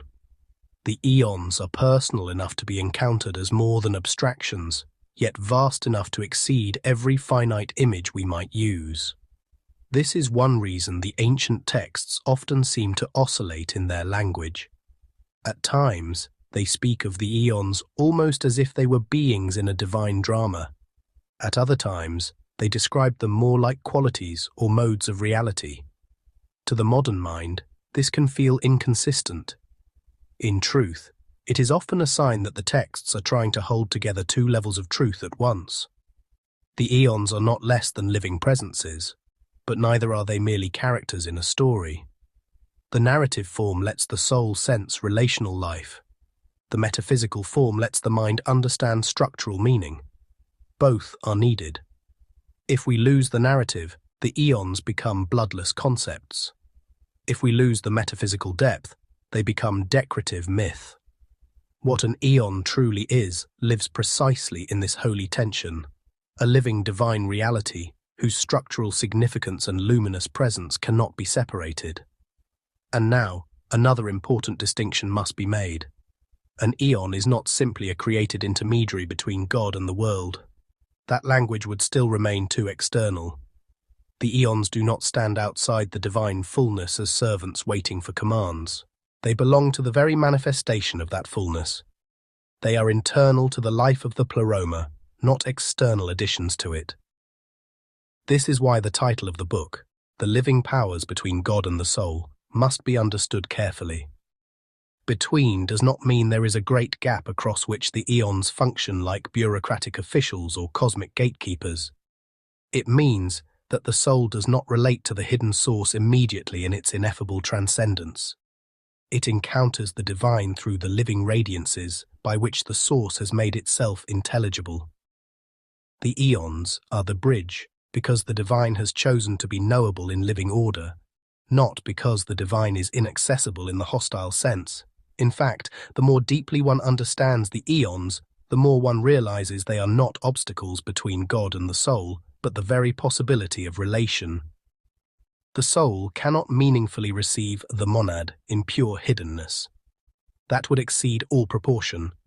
But it can receive truth, life, word, grace, wisdom, silence, and the other emanational disclosures of divine fullness. These are not lesser substitutes. They are the very ways the higher becomes participable. This is why the Gnostic world is so spiritually rich. It does not leave the seeker with an unreachable absolute on one side and a broken psyche on the other. It offers a middle realm of living intelligibility, where the soul can begin to know what transcendence means in forms that heal rather than annihilate. There is also a profound existential comfort in knowing that the highest realities are aeonic rather than merely conceptual. Many people have spent years around spiritual language that remains strangely thin. They hear words like truth, love, grace, spirit, consciousness or being, but the words hover as abstractions, never becoming weighty or alive. The Gnostic vision restores gravity to such words. Truth is not merely correctness, it is a radiant order in the divine life. Grace is not merely being excused, it is an emanational mercy hidden in reality itself. Wisdom is not cleverness or accumulated insight, it is a holy mode of perception belonging to the Pleroma.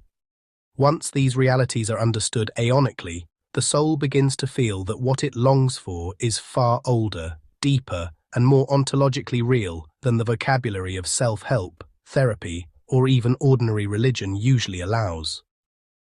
To ask what an eon truly is therefore also to ask what reality itself is ultimately like.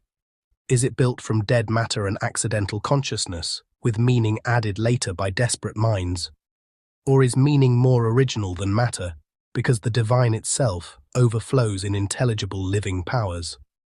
The doctrine of the eons answers decisively. Consciousness, intelligibility, relation, and sacred order are not late products. They belong to the structure of fullness from the beginning. The lower world is not the source of truth. It is, at best, a broken echo of a higher articulation. This is why the human soul is not satisfied with surfaces. It aches for realities that feel more real than the visible. That ache is not immaturity. It is an obscure witness that the soul belongs, however distantly now, to a world in which truth is alive. This also means that the path of awakening is not simply about getting in touch with one's feelings, thoughts, or latent talents. It is about becoming reoriented toward aeonic reality. A person may become highly self-aware and still remain spiritually disordered if the awareness never rises above the lower architecture of ego and wound. One may become intellectually sophisticated and still remain cut off from living truth. One may cultivate intense experiences and still not touch fullness. The soul needs more than expanded interiority. It needs participation in realities greater than itself. The eons matter because they reveal what those realities are.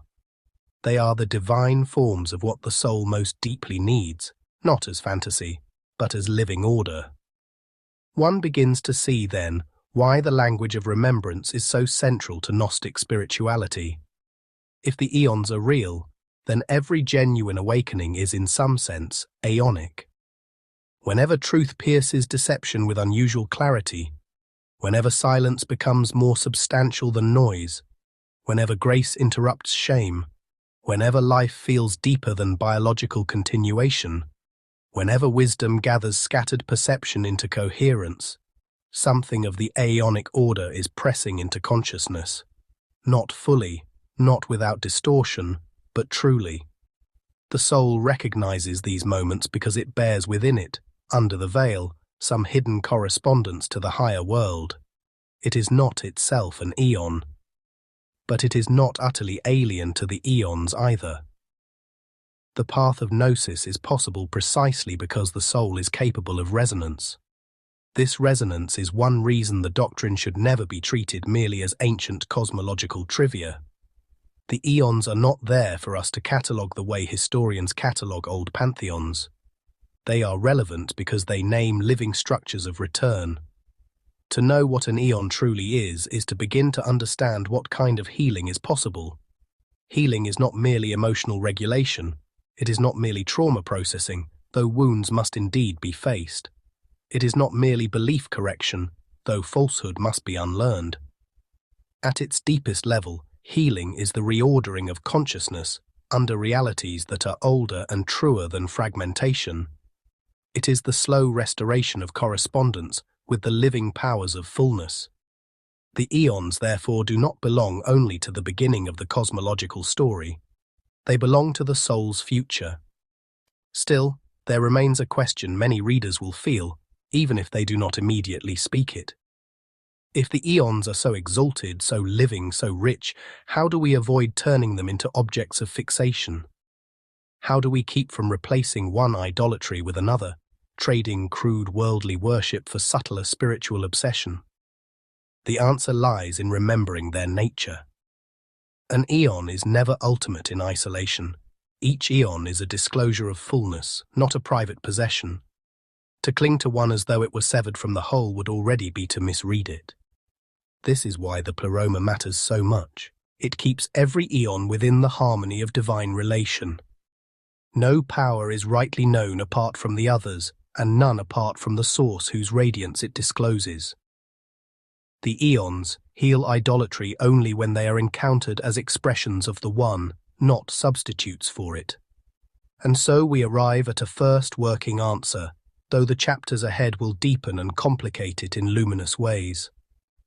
An eon is a living divine emanation within the Pleroma, a radiant power of sacred reality through which the fullness of the hidden source becomes intelligible in ordered relation. That is what an eon truly is, not a mere mythic figure, not a mere attribute, not a dead abstraction, not a rival god, not a floating symbol disconnected from life, but a living mode of divine fullness, a power of sacred intelligibility, a radiant form of relation within the heavenly order, a disclosure of what the source contains in hidden perfection. The soul should linger with this, because once the idea of the eons begins to shift from fantasy or concept into living metaphysical seriousness, the entire structure of spiritual life changes. Reality becomes more inhabited. Meaning becomes older than psychology. Healing becomes deeper than adjustment. The world itself begins to feel less like a sealed material enclosure and more like a broken surface stretched over greater depths. Now that the word eon has been rescued from simplification, another question must follow. If the eons are living divine emanations, then what does that imply about the nature of the divine world itself? What kind of reality is a world in which consciousness is primary, relation is luminous, and truth is alive. That is where we go next. For if one aeon is already more like a living disclosure than a concept, then the Pleroma cannot be understood as a place filled with objects. It must be understood as something far stranger, more intimate, and more magnificent, a world in which consciousness itself is woven into the structure of heaven. That is the mystery of the next chapter. Thank you for listening to this preview of the Aeons, the living powers between God and the soul. If something in this book awakened a deeper memory in you, a sense that the soul is not empty, not accidental, and not separate from the divine order it came from, then this is only the beginning. To continue with the full audiobook and go deeper into the mystery, please check the links below. And if this resonated with you, subscribe to Awakened Soul Archives for more journeys into Gnostic wisdom, forgotten truth, and the hidden architecture of the soul. Until next time, stay inward, stay watchful, and remember, what your soul longs for may be what it once knew.